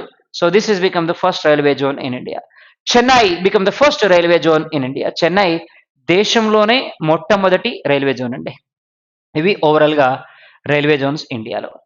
మరి ఇవి కాకుండా మరి దేశంలో రైల్వేకి సంబంధించినటువంటి మెజర్స్ ఉన్నాయి. ఏమున్నాయి? బ్రాడ్ గేజ్ ఉంది, మీటర్ గేజ్ ఉంది, నారో గేజ్ ఉంది, లైట్ నారో గేజ్ ఉంది, స్టాండర్డ్ నారో గేజ్ ఉంది. So these are the gauges in railways: broad gauge, metre gauge, narrow gauge, light narrow gauge, standard narrow gauge. Broad gauge, metre gauge, narrow gauge, light narrow gauge, standard narrow gauge. Tracks కి మధ్యలో ఉండే distance ని base చేసుకొని ఈ gauges ని announce చేస్తారు. Track లో ఉండేటువంటి డిస్టెన్స్ ని బేస్ చేసుకొని ఈ గేజెస్ ని అనౌన్స్ చేస్తారు. బ్రాడ్ గేజ్ అంటే 1.67 meters distance between the tracks. 1.67 metres. 1.67 metres ఉంటే దాన్ని ఏమంటాం? బ్రాడ్ గేజ్ అంటాం. మీటర్ గేజ్ అంటే ఆబ్వియస్లీ 1 మీటర్ ఉంటుంది. పోతే నారో గేజ్ అంటున్నాం. సో నారో గేజ్ అంటే 0.76 మీటర్స్ ఉంటుందండి. అలాగే లైట్ నారో గేజ్ అంటే 0.61 మీటర్స్ ఉంటుంది. స్టాండర్డ్ నారో గేజ్ అంటే 0.50 మీటర్స్ ఉంటుంది. సో ఇవి different kind of gauges in India. So broad gauge 1.67 meters, meter gauge 1 meter, narrow gauge 0.76 meters, light narrow gauge 0.61 meters, standard narrow gauge 0.50 meters. ఇది తెలిస్తే మొత్తం తెలిసినట్టే. So broad gauge 1.67, metre gauge anyway 1 metre, narrow gauge 0.76, అలాగే light narrow gauge అంటే 0.61. So ఇది ఇట్లా, ఇది ఈ రివర్స్ లో. ఇవి గేజెస్ మనకి. మరి ఇండియాలో హైయెస్ట్ గేజ్ ఉన్నటువంటి రైల్వేస్ ఏవి? Broad gauge. రైల్వేస్ కి ఈరోజు ఎక్కువగా ఉన్నటువంటి గేజెస్ ఏవి అంటే broad gauge. Broad gauge more in India which railways are using. Railways use చేస్తున్నటువంటి గేజెస్ లో చాలా ఎక్కువ ఉన్నటువంటి గేజ్ ఏది అంటే బ్రాడ్ గేజ్ అని చెప్పొచ్చు మనం. సో ఇవి బ్రాడ్ గేజ్ అంటే. పోతే నెక్స్ట్ వన్ ఏమన్నామంటే, మరి ఇండియాలో ఈ నారో గేజ్ ని ఎక్కడ యూజ్ చేస్తున్నారు? Narrow gauge using in which regions of India. ఇండియాలో నారో గేజెస్ ని ఎక్కడ యూజ్ చేస్తారు? హిల్ రీజియన్స్ లో. కొండ ప్రాంతాల్లో యూజ్ చేసేటువంటి గేజ్ ని ఏమంటారు అంటే narrow gauge. So narrow gauge which we are using in hill regions. Narrow gauges ని మనం హిల్ రీజియన్స్ లో యూజ్ చేస్తున్నాం. కొండ ప్రాంతాలలో యూజ్ చేసేటువంటి గేజ్ ని ఏమంటారు అంటే నారో గేజ్ అని పిలుస్తారండి. ఇకపోతే light narrow gauge, standard narrow gauge, ఇవి కూడా బేసిక్ నారో గేజెస్. ఇవి గేజెస్ ని బేస్ చేసుకొని broad gauge, metre gauge, narrow gauge, light narrow gauge and standard narrow gauge. So ఇవి గేజెస్ ఇండియాలో. ఇకపోతే ఇండియాలో రైల్వేస్ కి సంబంధించినటువంటి ఆర్గనైజేషన్స్ ఏమున్నాయి? What are the organisations in India related to the railways? మరి ఏమున్నాయి? Number 1, integral coach factory, ICF అంటాం. Integral coach factory. ఇందాక మన వందే భారత్ ఎక్స్ప్రెస్ ని ఇక్కడే డెవలప్ చేసినాం మనం. ఇంటిగ్రల్ కోచ్ ఫ్యాక్టరీ పెరంబదూర్ తమిళనాడులో ఉందండి. పెరంబదూర్ తమిళనాడులో ఉంది integral coach factory. Perambadur Tamil Nadu integral coach factory number 1. ఇక next locomotive factory Chittaranjan west బెంగాల్లో ఉంది లోకోమోటివ్ ఫ్యాక్టరీ. అలాగే డీజిల్ లోకోమోటివ్ ఫ్యాక్టరీ వారణాసిలో ఉందండి. వారణాసిలో diesel locomotive factory Varanasi, locomotive factory Chittaranjan, integral coach factory Perambadur Tamil Nadu. Integral coach factory వచ్చి పెరంబదూర్ తమిళనాడులో ఉంది. లోకోమోటివ్ ఫ్యాక్టరీ వచ్చి చిత్తరంజన్ లో ఉంది. డీజిల్ లోకోమోటివ్ ఫ్యాక్టరీ వచ్చి వారణాసిలో ఉంది. అలాగే ఇంకా ఫ్యాక్టరీస్ కనుక చూస్తే railway wheels development factory Roy Bareilly Uttar Pradesh లో ఉంది. రాయ్బరేలీ యూపీలో ఉంది వీల్స్ డెవలప్మెంట్ ఫ్యాక్టరీ. అలాగే railway axle development factory. So wheels ని కనెక్ట్ చేసేటువంటి ఇరుసు యాక్సిల్. రైల్వే ఇక్కడ మనం వీల్స్ ని అటాచ్ చేస్తారు. సో మరి axle development factory which was located in Yelahanka బెంగళూరులో ఉంది యాక్సిల్ డెవలప్మెంట్ ఫ్యాక్టరీ. ఇక్కడ వీల్స్ ని కూడా తయారు చేస్తూ ఉంటారు. Railway axle development factory which was located in Yelahanka Bengaluru. So integral coach factory Perambadur Tamil Nadu, locomotive factory Chittaranjan west Bengal, అలాగే డీజిల్ లోకోమోటివ్ ఫ్యాక్టరీ వారణాసి, అలాగే మనకి wheels development factory Rae Bareli Uttar Pradesh, axle development factory Yelahanka Bengaluru, railway axle development factory in Yelahanka Bengaluru. ఇకపోతే railway AC coach development factory railways కి సంబంధించి కపూర్తలా పంజాబ్ లో ఉంది. AC coach development factory development factory which is located in మన కపూర్తలా పంజాబ్ లో ఉంది ఏసీ కోచ్ డెవలప్మెంట్ ఫ్యాక్టరీ. అలాగే railway railway university is in Vadodara. వడోదరలో ఉంది రైల్వే యూనివర్సిటీ. అలాగే railway museum located in Delhi. ఢిల్లీలో ఉంది రైల్వేస్ కి సంబంధించినటువంటి museum. Very very very very important. ఇవి రైల్వేస్ కి సంబంధించినటువంటి organisations. Very very very important. ఇవి రైల్వేస్ కి సంబంధించినటువంటి ఆర్గనైజేషన్స్ అని మనం చెప్పొచ్చు. సో ఓవరాల్ గా ప్రీవియస్ ఎగ్జామినేషన్ లో అడిగిన క్వశ్చన్స్ కనుక ఒకసారి చూస్తే ఏమన్నారు క్వశ్చన్స్ అంటే, how many railway zones are there in India? Total number of railway zones in India 18 railway zones అండి. ఇండియాలో ఫస్ట్ రైల్ స్టార్ట్ అయింది ఎప్పుడు? First rail started in 1856 April 16th start అయింది. మనకి ముంబై నుంచి ఠానే వరకు 34 కిలోమీటర్స్ స్టార్టెడ్ బై డల్హౌసీ. మరి ఇండియాలో ఇంటిగ్రల్ కోచ్ ఫ్యాక్టరీ ఎక్కడుంది? ఇంటిగ్రల్ కోచ్ ఫ్యాక్టరీ తమిళనాడులో ఉంది.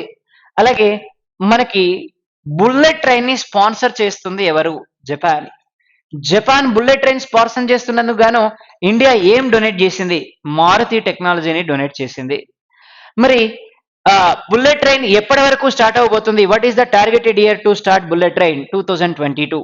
2022 నాటికి ఇండియాలో బుల్లెట్ ట్రైన్ స్టార్ట్ చేయాలి అని చెప్పి నరేంద్ర మోడీ గారు అనౌన్స్ చేశారు. Railway university located in Vadodara. వడోదరలో ఉంది మనకి railway university. Railway university which is located in వడోదరలో ఉంది రైల్వే యూనివర్సిటీ. ఇది రైల్వేస్ కి సంబంధించి. అయితే బిఫోర్ 2016 రైల్వేస్ కి మనం సపరేట్ గా బడ్జెట్ ని ప్రొడ్యూస్ చేసేవాళ్ళం. Actually budget in India first time discussed budget according to 1891 Indian council act ని బేస్ చేసుకొని డిస్కస్ చేశారు. ఫస్ట్ టైం ఇండియాలో రైల్వే బడ్జెట్ కి సంబంధించిన డిస్కషన్ 1891 లోనే జరిగింది, బడ్జెట్ డిస్కషన్. మరి 1921 లో according to Acworth committee recommendations, Acworth అనేటువంటి పర్సన్ అపాయింట్ చేశారు. According to Acworth committee recommendations, budget divided into 2 parts. One is union budget, number 2 is railway budget. So railway budget, union budget 2 parts గా divide అయిపోయింది budget 1921 లో. మరి separate చేసినటువంటి budget ని first time separate గా produce చేసింది parliament లో 1924 లో. Separated budget produce in parliament first time in 1924. So 1924 లో ఫస్ట్ టైం పార్లమెంట్ లో రైల్వే బడ్జెట్, యూనియన్ బడ్జెట్ రెండు బడ్జెట్స్ ని సపరేట్ గా ప్రవేశపెట్టారు. After 92 years, again from 2006 February 1st onwards, మనకి రెండు బడ్జెట్స్ ని మెర్జ్ చేశారు. ఇప్పుడు ఒకటే బడ్జెట్ ని మెర్జ్ చేస్తున్నారు, ఒకటే బడ్జెట్ ని ప్రొడ్యూస్ చేస్తున్నారు పార్లమెంట్ లో. ఇది రైల్వేస్ కి సంబంధించినటువంటి బడ్జెట్ అండి. So first time railway budget introduced in 1924 లో రైల్వే బడ్జెట్ ని ఫస్ట్ టైం ప్రొడ్యూస్ చేశారు. మరి ఆనాటి మినిస్టర్ అయినటువంటి జాన్ మథాయ్ రైల్వే బడ్జెట్ ని ప్రొడ్యూస్ చేయడం జరిగింది. సో ఇది ఓవరాల్ గా మనకి రైల్వేస్ కి సంబంధించినటువంటి information. Very very very important. Railways కి సంబంధించిన ఇన్ఫర్మేషన్స్ ని ఎగ్జామినేషన్ లో చాలా సార్లు అడగడం జరుగుతుంది. So that very very important. So ఇవి మనకి రైల్వేస్ కి సంబంధించి. పోతే నెక్స్ట్ వన్ ఏమంటున్నామంటే ఎయిర్వేస్ ఇన్ ఇండియా.